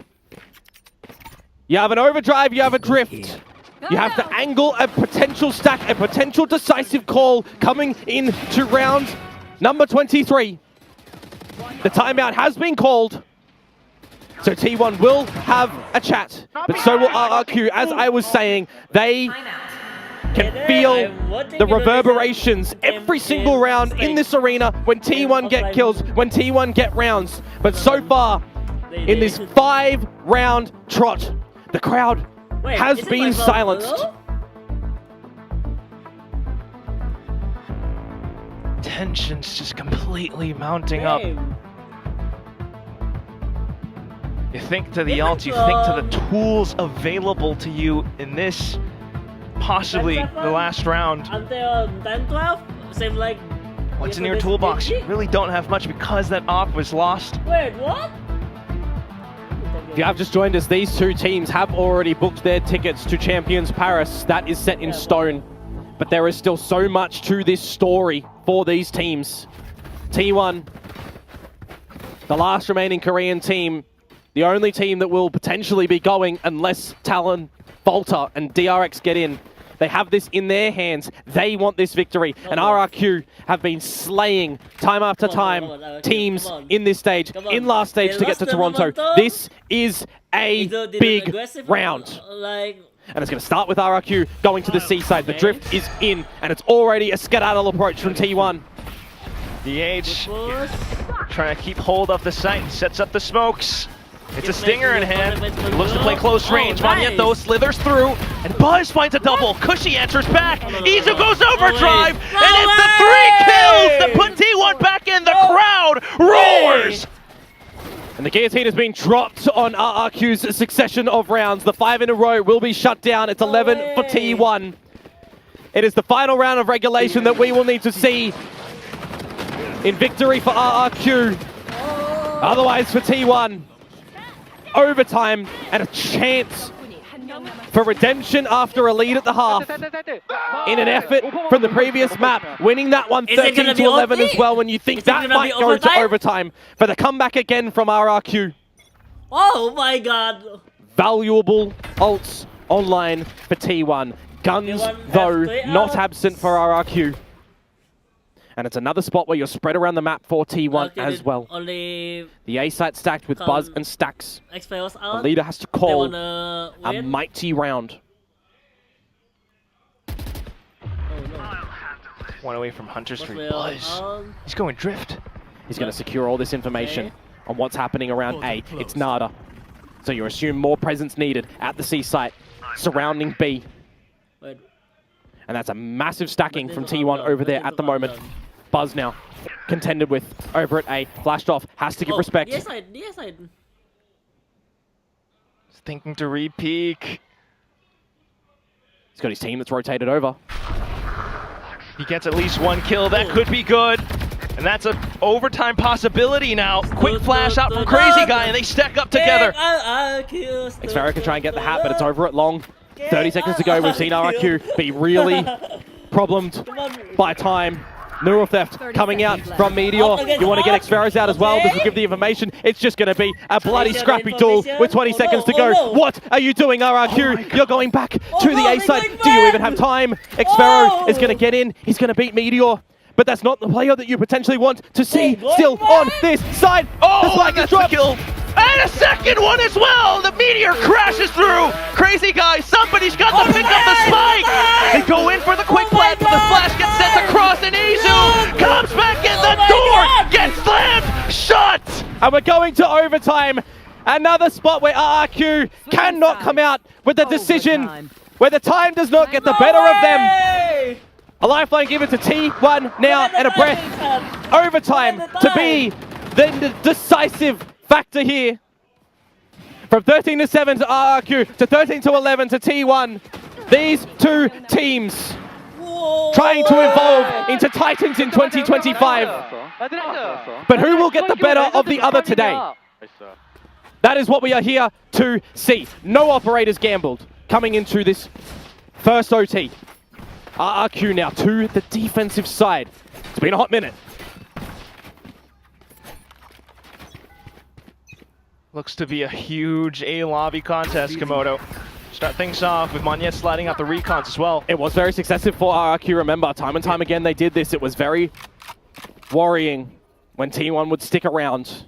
But now they think better of it. They recognize what this is, this sense of a stack towards the A side. And now they're just going to pivot straight into the C side. They're going to get there real early. Xfero, he can't do a thing about it. Or can he? Ooh. Slight spams, low HP, Oh, no. still needing to get out. T1 could push up into him. Oh no! Oh, and he's just spraying bullets. It's so audible. The reload, it's not respected right now. Whoa, Meteor pushes, Meteor, removes his head. The rest of the team off towards the back of C, some inside of Garage. Izu looks to hold it off. Meteor just holds out the crunch. Shock Dart gives him a little bit more space. Oh, no, but is it going to be enough? Cushy, crazy guy, they need to do it all. Cools up front, no spray transfer. DH denies. Post-plant secured, and T1 went out the first round in OT. They set themselves the opportunity now to actually close this map. RRQ had 2 chances to do so, and they couldn't. Is this going to be the time where it slips through their fingers? They're going back to the attacking side now. A team that we know very comfortable to go into retake spaces, no matter the map. I'm sorry, Chan. I wanna find this year HF Sun first. No matter the map. I wanna find this streamer first, Chan. I wanna find this streamer first. Do it on the attacking side. After faltering a retake there. An operator out for Buzz. Glass cannon style to the A side of the map. I guess RRQ man already cannot leave hopeless. this a chance. They cannot let the time get the better of them. All of this over utility towards this C side. DH already on the chopping block, perhaps.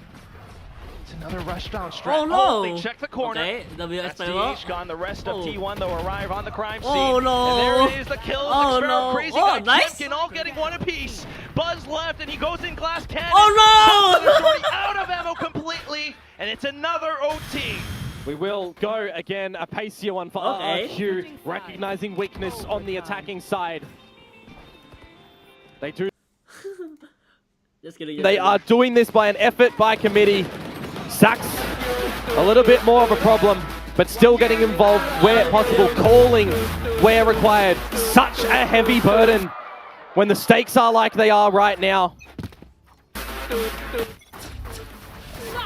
Back into the attack. It's another A lobby contest. Monyet just goes for the wild sprays. Izu manages to get out. Oh, he's been damaged again. Just like last time on that C site into the trap wire, but pushed away.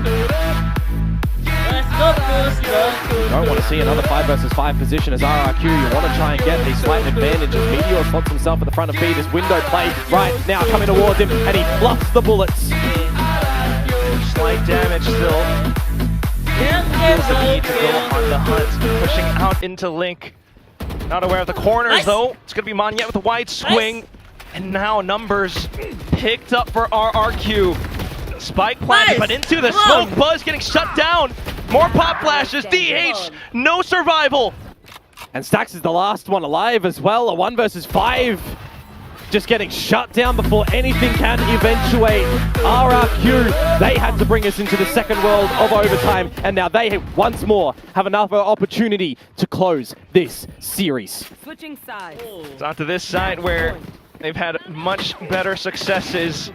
The quick executes and T1 just reacting to it. That said though, T1 still did manage to hold it off. That's how they got to OT in the first place. But remember, going into overtime as well, these teams get another timeout, and they're not calling it. Let's go. We are not seeing any guys. talks today. Nice, crazy guy. I like your confidence. Come on. It's all up to the players. But Operator once more for Come on, Buzz RRQ. to the A side of the map. Xfero count the utility, count the players. Sova, Neon, assuming an operator there yet again. It's common from T1. I just want to say sorry. But do not be too patient. Do not allow the time to get the better of you. Have that stopwatch available. And the operator for Buzz. Oh! It's forced off the line now. You know it's in play. You start to ramp up on A. Another line to hold. He lands on it. Pass. Cuts him down. Has another chance to re-peek. Nice! Slight whiff though. Jemkin will be able to capitalize. And now RRQ sets foot into sight. Izu off the back, Meteor through the smoke, but Jemkin lands the transfer! Stax has to do it! He doesn't find it! Cushy answers back instead! 1v3 now for DH. A flash, a TP, starts him off the hill, reveals his location. RRQ is placing, sets up the crossfire around the cross. Fires off light shots and it just reveals Xfero to do it from the back!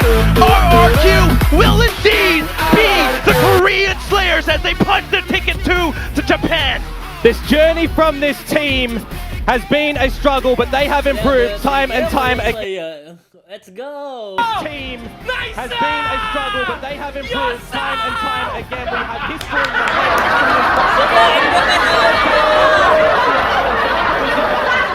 that we will be Korean slayers. Sabar dulu. Lagu ntar dulu. T1, the next name that they will knock on the door of.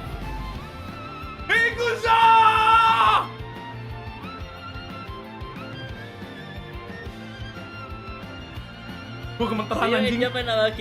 See you in Japan. Finally, we got good announcement. Korean Slayer, bro.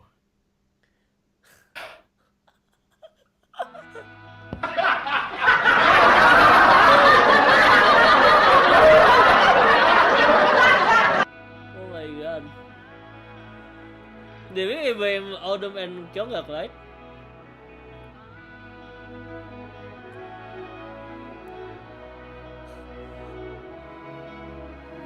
I wanna watching his television before we closing.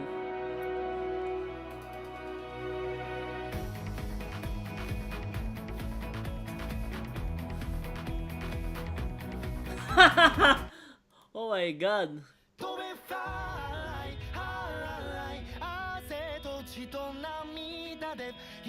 God damn.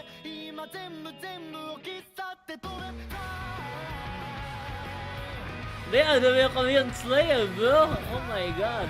Oh, 71.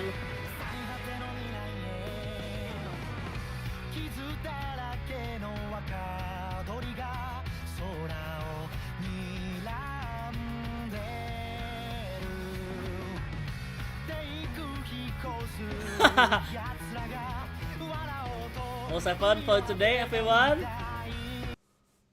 T1까지 꺾으면서 한국 W stream. W match. RRQ인데요. I just want to say thank you so much everybody for watching my streaming. Don't forget to support my stream, and I'll see you guys in the next live streaming or video. How does that feel? For